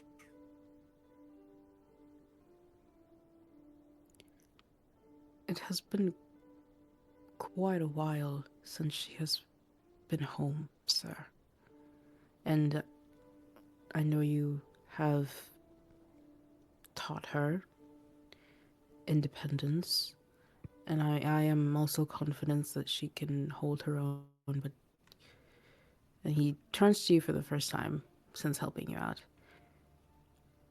She's still a child.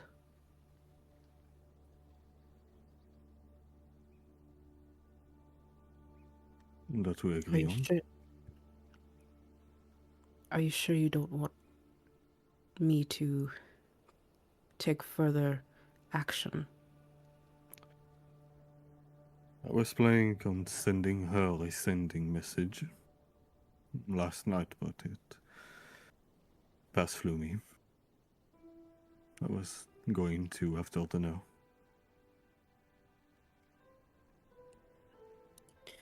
It passed through you?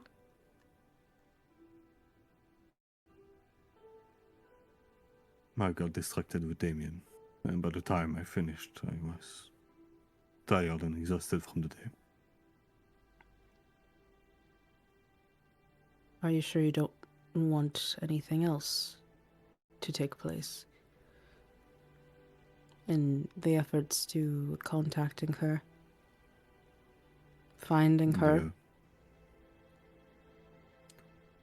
Are you suggesting to go to report a missing person? Yes, sir.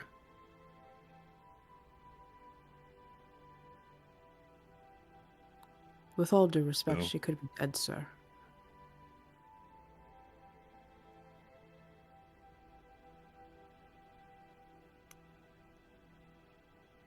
I find it unlikely,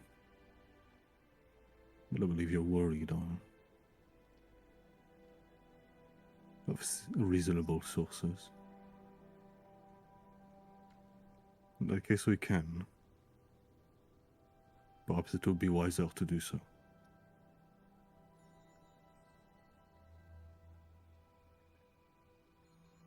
And I shall make haste as soon as I can. Well, be as thorough as you can regarding date and time. Or anyone that could have information regarding her. I will do all in my power.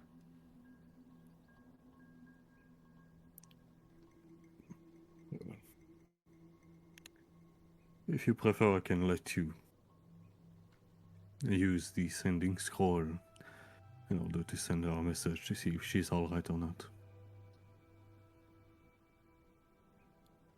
Yes, I think that would be wise. Do let me speak to her first.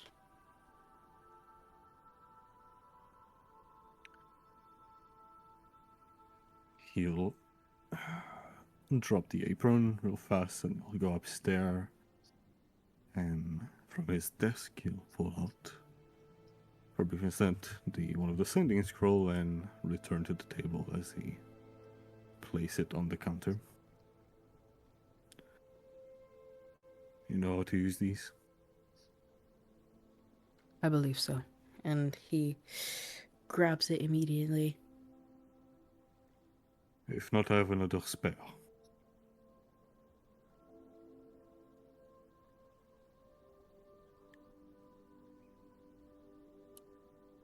Give me 1 second.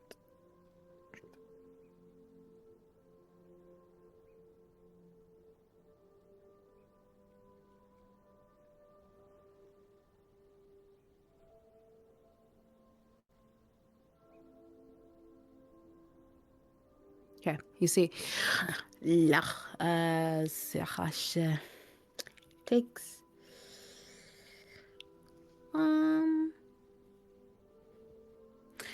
takes a takes a deep breath and whispers,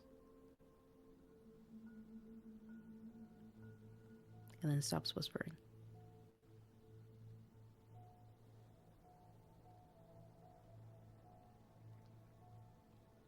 And then you wait. And then there is a big exhale from Sirash as he goes down as he puts his hands on his knees. And seems like he's laughing as you see his back is like convulsing and shaking. And then you hear like labored breaths As he turns to you, tears in his eyes.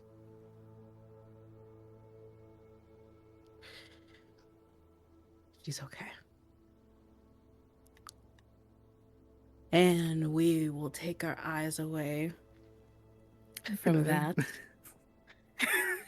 No! From that.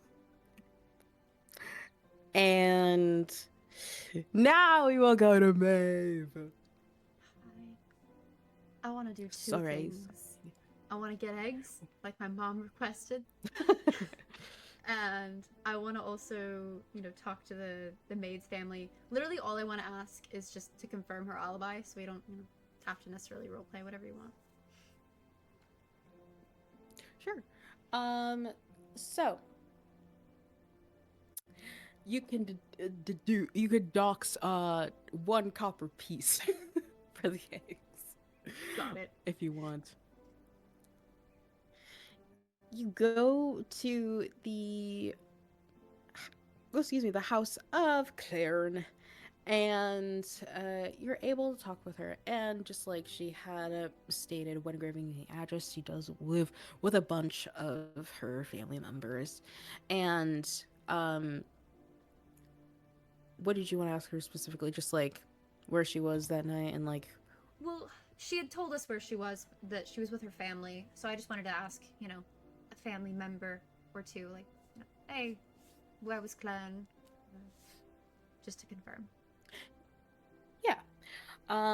Yes. So many of the family members had stated that they had a little bit of a celebration of their own, given the holiday. Them being a little bit more superstitious in the negative way. So they were actually very glad to have Clan home for the night. So yes, they could attest to that. Okay, now I'm going home. Okay. You do that. You do that. Now, let's see.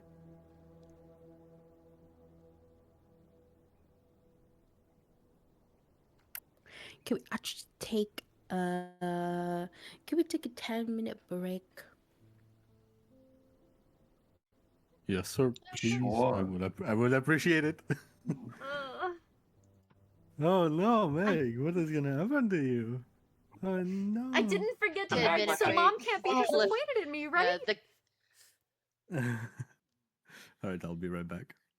Maeve slowly losing her mind. Maybe also Meg. I don't judge, but Yeah, probably, yeah. It's my professional opinion. Sorry. Okay. We continue. Yes, sir. Traumatized Megan, please.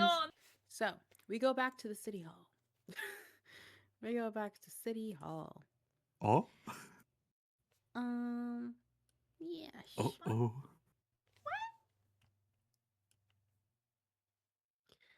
Oh. We go back to city hall. As Drench and Kidani are walking back, you see it. You see it. You see the dove. You see that the sun is starting to go down, down, down. And sorry, my freaking music isn't playing. Go down, down, down. But people are enjoying themselves. They're kikiing. They're going about their nightly activities. And as you guys approach and walking through the gardens, Kadani and Drench, you see right there on his own pillar of the city hall, you see Adrian DeLuna prop down, one leg up on the pillar. As he's just looking up, look down and around, then catches sight of both of you as he smiles and waves.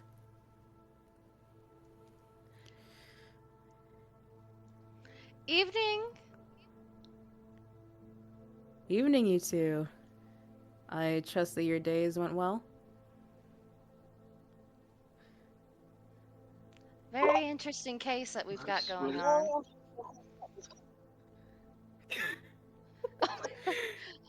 Go ahead, Dawson.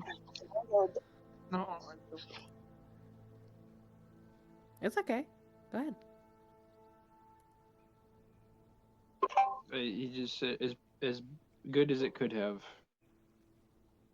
Good. Yes. Well, that's great. Um, you didn't answer me earlier, so I just wanted to make sure that everything was okay. Yeah, we had a training exercise this morning and I had to save some spell slots, but I am okay. Are you okay? Nothing's happened? Any updates on the thing? And Donnie is gonna look around as she says the thing. Be like, where is the fucker? Where is Jekyll here? No, no Jekyll sightings on my end. I did have a talking to with the mayor, though.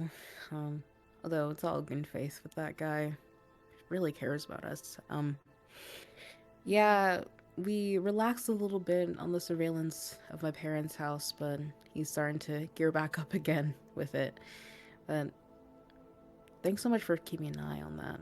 It's it is frustrating, Jekyll.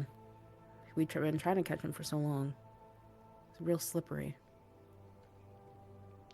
Yeah, it's. Now here I was hoping that with the lack of activity we've had in the last everything indicated that maybe they were busy with something else, but now he's back. But I'm so happy that you're okay. I just kind of wish they would figure out what they're doing. Oh, I'm completely fine. And I was thinking though, I feel like this is a little unfair. You know, you being my guardian angel, knight in shining armor, all the time, and I feel like I should really return the favor. And he goes into his pocket and takes out a stone. This is a sending stone to me. So that way you don't have to use your spell slots. Thank you. Um, and she'll hold her hand out for the stone.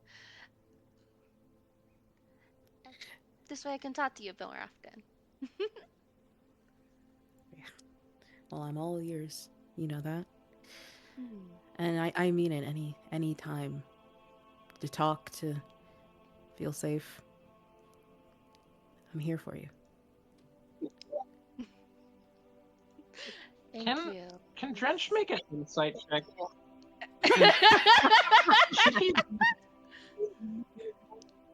Should he be not here? This feels like a private conversation. You can make yes, you can make it.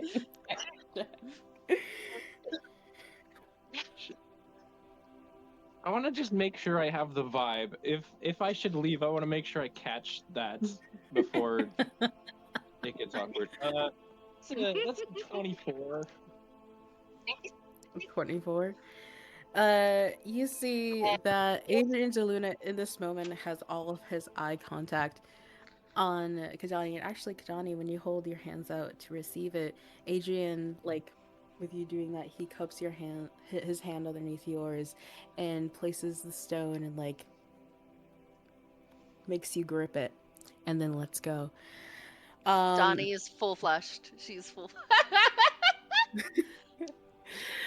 So yeah, obviously his greetings was to the both of you, Drench, but now you can see that, like, even though he's technically addressing the both of you in this moment, he's all eyes are on Kadani.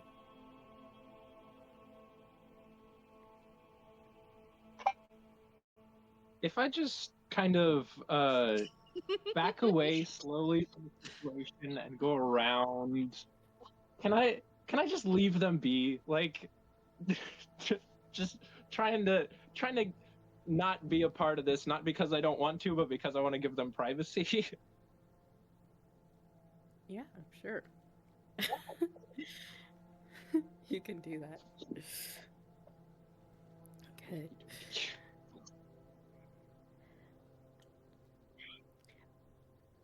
I still owe you that my mom's famous recipe. That you do. I've been looking forward to learning it and giving it a try. Well, maybe you could give it a try with me Of at my course. place. Say on a specially awesome day, you know. Probably around sundown, the light's just right. Very important for the dish.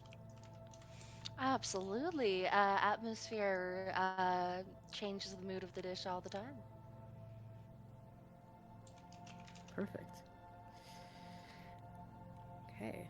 Well, Now, real don't go quick, to the Baron's house. this is out of character. Did he state what day it was? Because my brain did not catch the specific day. If he said a specific day, Yossel Day. Yaffle Day Yossel. and Yossel Day, and I was like, that doesn't sound familiar. And in relationship to today, when is that? Yossel Day are Fridays. Right now, it is still the 26th. Yes, it's still the 26th, which is New Day. No, Perk Day. So tomorrow is Yossel Day. But he just said on some Yossel Day. On some Yossel Day. Whenever you're up to it. Well, But he. I think that sounds wonderful. I know that we're currently on a case right now, but I mean, whenever the job is done, I wouldn't mind giving the recipe a taste.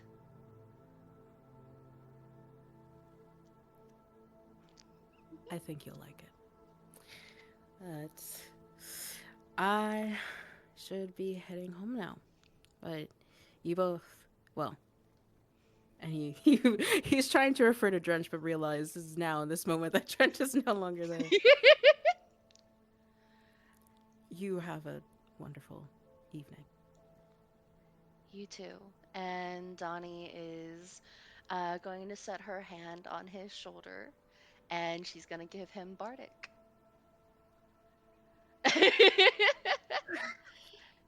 Safe travels home. Make a perception check for me really quick. A perception check with Donnie. Okay. Fucking 5.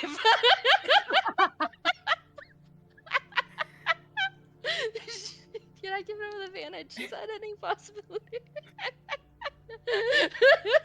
I'll give you advantage. Why not? um, 16. Not bad. Okay.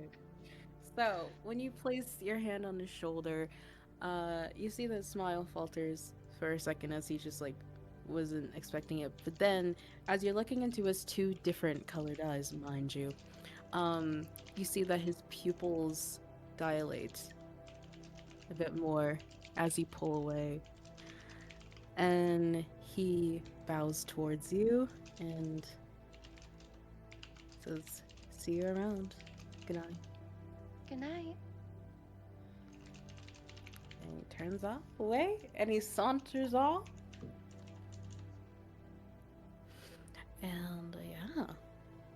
Drench, where would you have gone? Inside? On a bench somewhere? I'm not trying to be snoopy. I'm not trying to watch this. I'm just letting them have. Yeah, he's gonna go make a quick something for food because he's hungry. For sure. 100%. Okay. So. Very exciting. All right.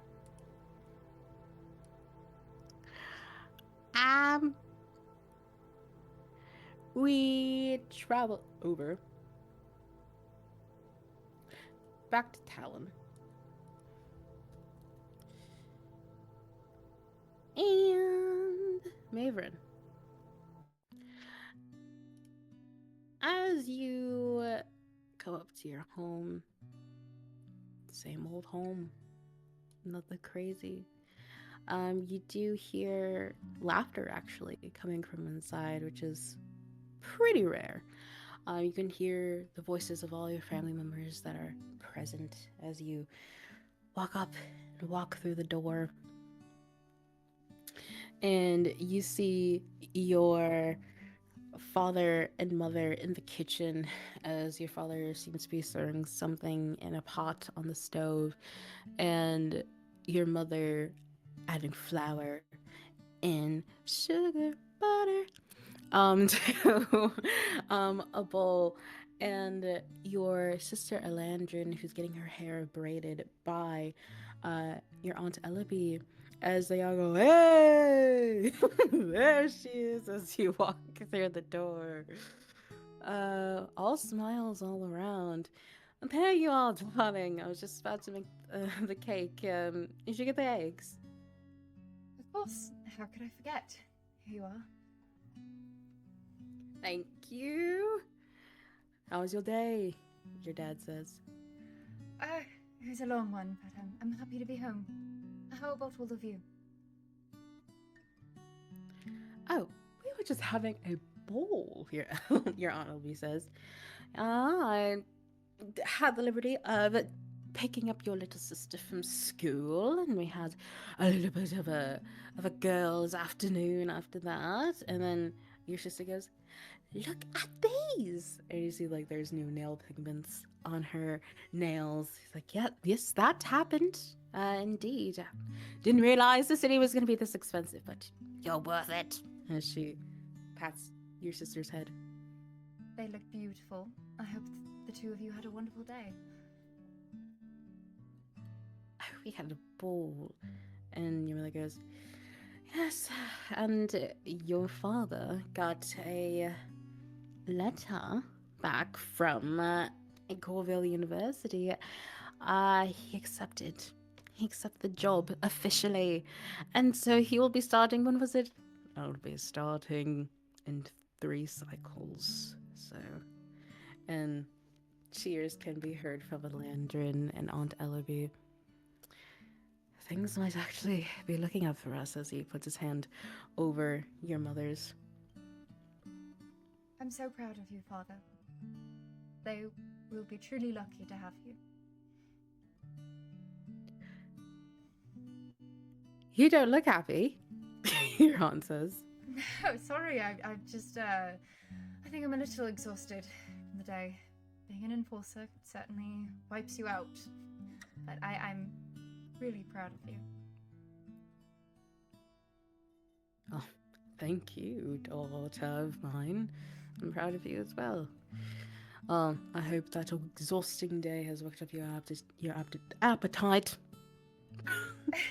Yes, yeah, I could eat. Definitely.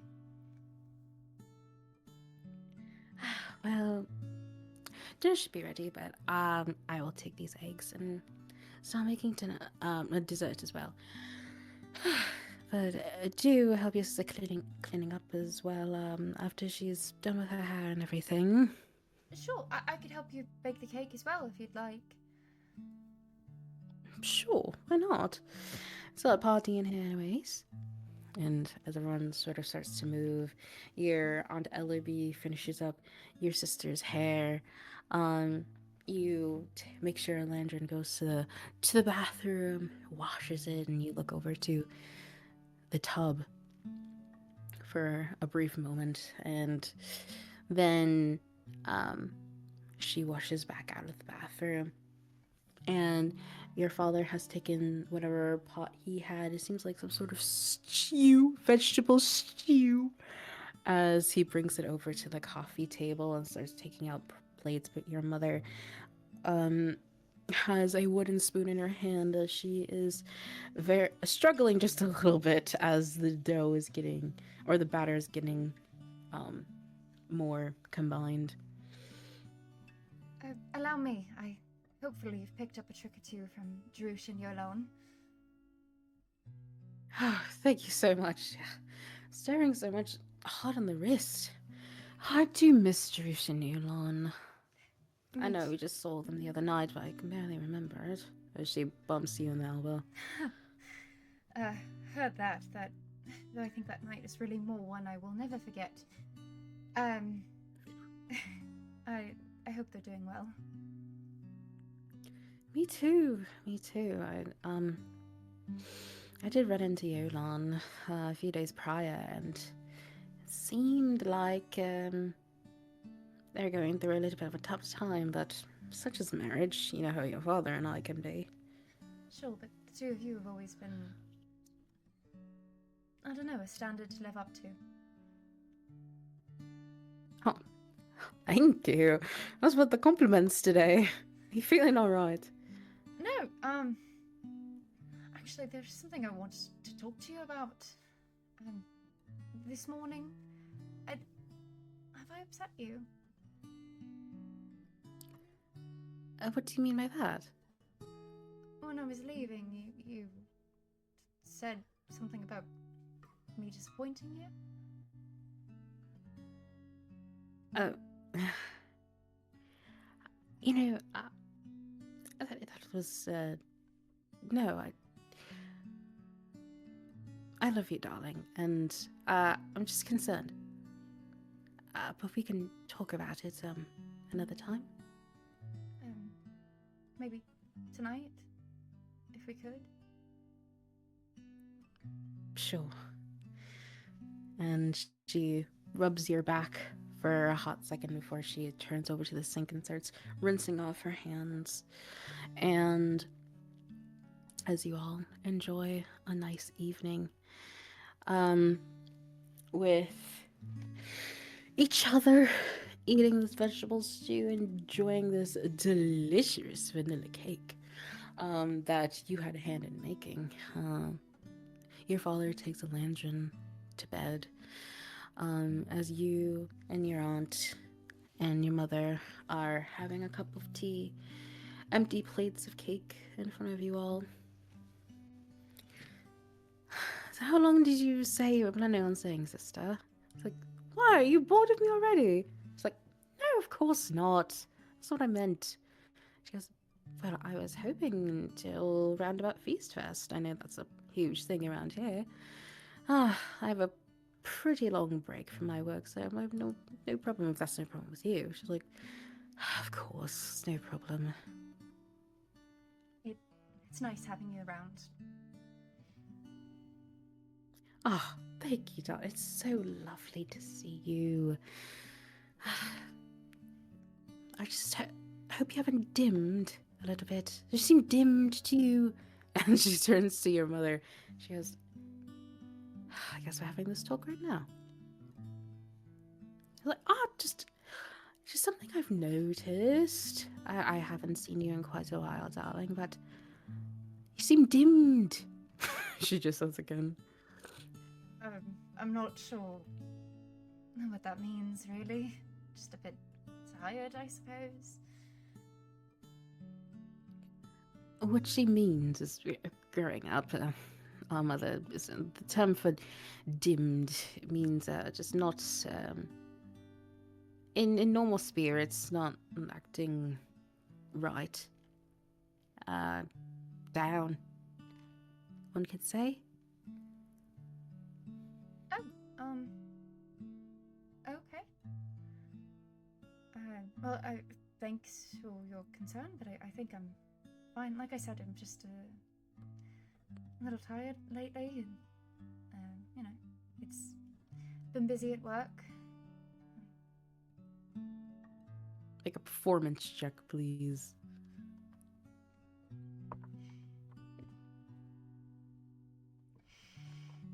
A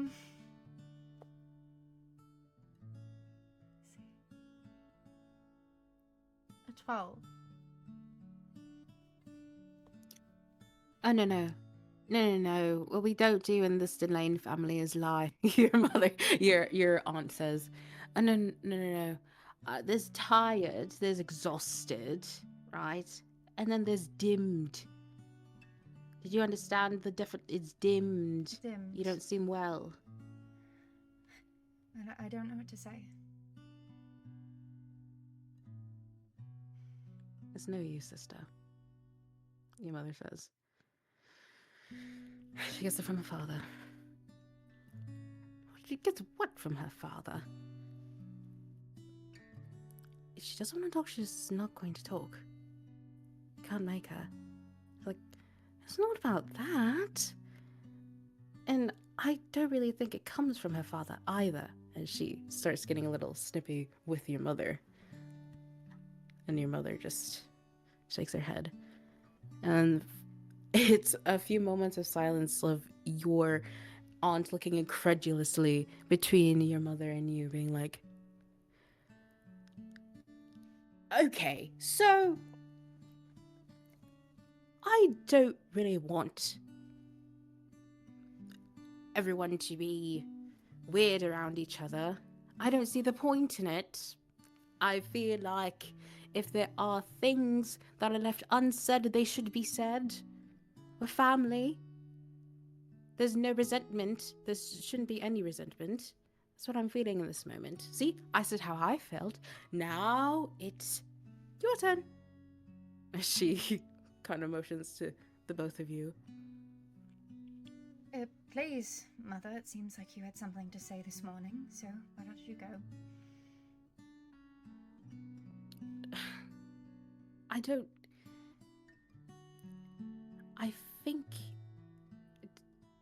I think you don't realize how much people actually care for you. Your mother says. I really wish sometimes, my friend, that I knew you a little bit better. In this way. And you don't talk to me. If it makes you feel better, I don't really talk to anyone, so... Really not good at jokes lately, am I? I don't know.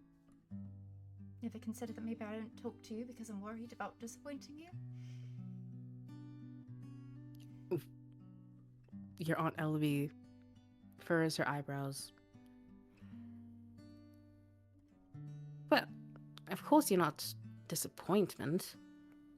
I mean, I think your mother brings up a very good point. I know your mother was alluding to your father's side of the family. I know nothing of that, but I know our side of the family. It's not necessarily uncommon for us to choke our feelings down. And your mother goes, what is there to talk about? I say my piece. I say how I feel. And it's like, yeah, only when you're bubbled up. Only when you're about to explode. And how do you think that impacts your children? She's like, I didn't know you had children to be giving advice like this. It's like, I don't have to be a child nor a parent to understand that what you're doing to your daughter in this moment is just as bad as what she's doing to you. And your mother sets down her cup of tea and goes, I'm going to bed. And your sister goes, all right, there you go. There you go. There Collar goes. There she goes. Go into a room. And your mother just ignores her. But she wanted to talk about it. You two just like each other. And she puts her hand on your shoulder. Just different flavors, really. I feel like I'm the only one in this family who actually is real. She says as she slumps back and grabs her tea and takes a sip. Yeah, well, I think we all have our secrets. You know. It has been hard lately.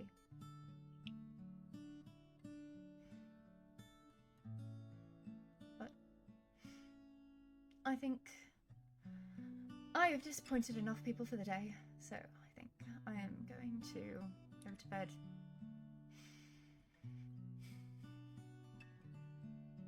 Your Aunt Ellaby gives you a weak, sympathetic smile as you get up and head to your room, I presume. Yeah. Okay.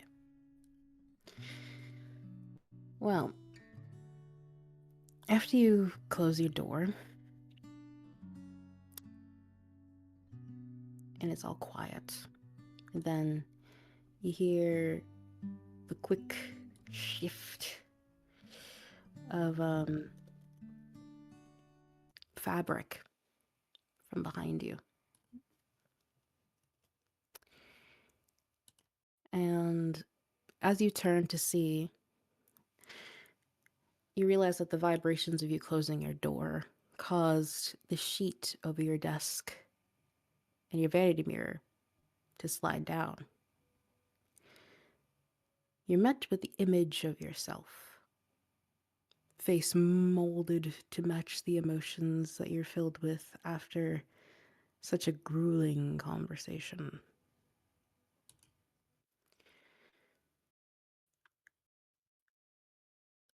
And you start to hear whispers.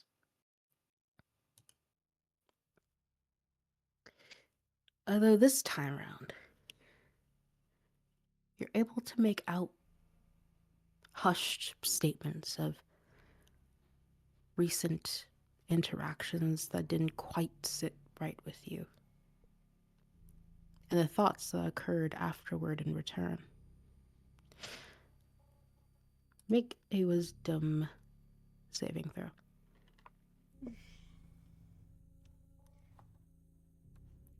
10.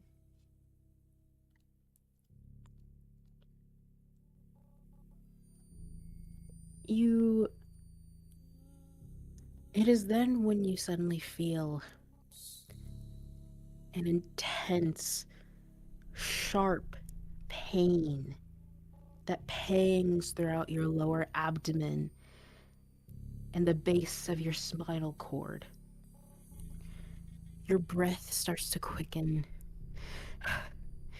and your body is hit by a hot flash as this new form of physical hurt invades your body.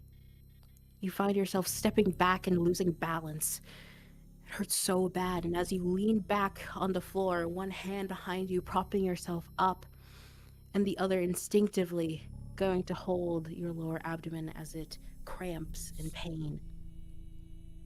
The forceful cramping sensation gets worse as you can also start to feel your stomach start to swell underneath your touch. Bigger and bigger, it's firm to the touch, as then you feel what seems to be a kick from within as the swelling is underneath your skin. It is then you are closed your eyes, letting out groans and heavy breaths, waves of stabbing pains that are becoming more frequent. But then, not only are you feeling yourself start to perspire from these sensations, you start to feel cold drops of liquid hit your face. It is then you open your eyes, and it's an out-of-body experience now. The floor underneath your hand turned rough and cold, and then an anxious basso voice that is unfamiliar to you saying, "I'm here. I'm here. Keep breathing, but please try to remain quiet." You open your eyes again to see the concerned face of a tan, elvish man, his dark eyes riddled with worry and long black hair soaked to his scalp as the pouring rain continues to drench the both of you, frantically looking to your left and then to your right. You're in some sort of alleyway you've never seen before, and the distant shouts of commanding voices and clopping of horse hooves as you fear they're approaching. You look down to see the man's hand on both of the knees as he looks around frantically. And then beneath, he says, "You're almost there. Keep your eyes on me. I've got you. I've got them. You can do this. Keep going." As another wave of immeasurable pain hits this person's body, and as screams of terror are heard not too far by, a scream of your own rips through you.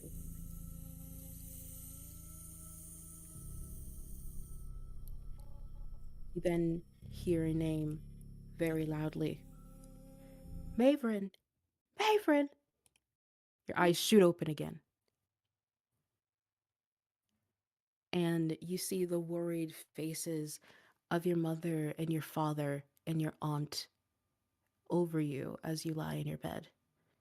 Your father around your shoulders, tightly gripped. "What is going on?" Don't touch me. Don't touch me. He backs away.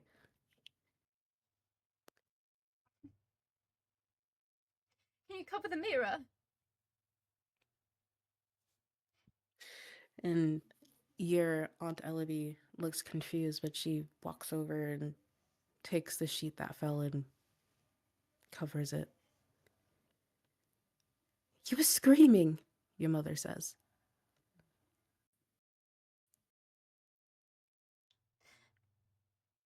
I think there's something wrong with me. I don't know what's And that happening. is where we'll end. Oh. Oh. Oh boy, this is a roller coaster. Oh my god. Oh, that was more than an elven trance. The hell? I don't do Yeah. elven trances. I'm half elf. I know exactly. elven That's trances. Now we gotta keep an eye out for a tan elvish man.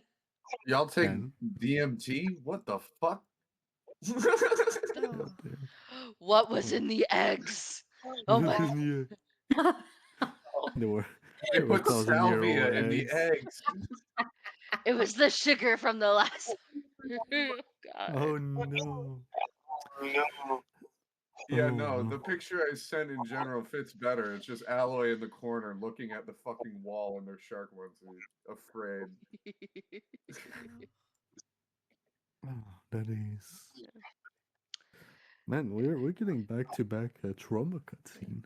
So by the way, I did just drop that sentence in the chat just mostly to mess with Michael. It's hey. What'd you Hey. say? It's like the same, You it's like the know. same thing Amy to going Brian. into labor?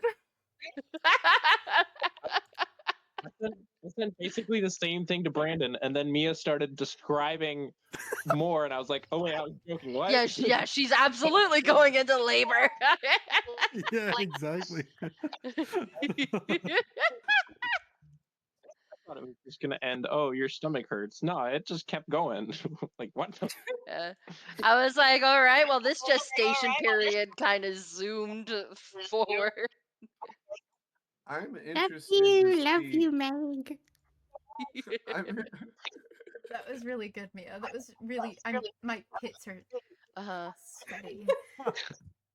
I'm interested to see if this is something that's happening with more people because the doctor lady mentioned altered states of dissociative presences to me. Subconscious irregularities. Maybe it's something Versus that is going around.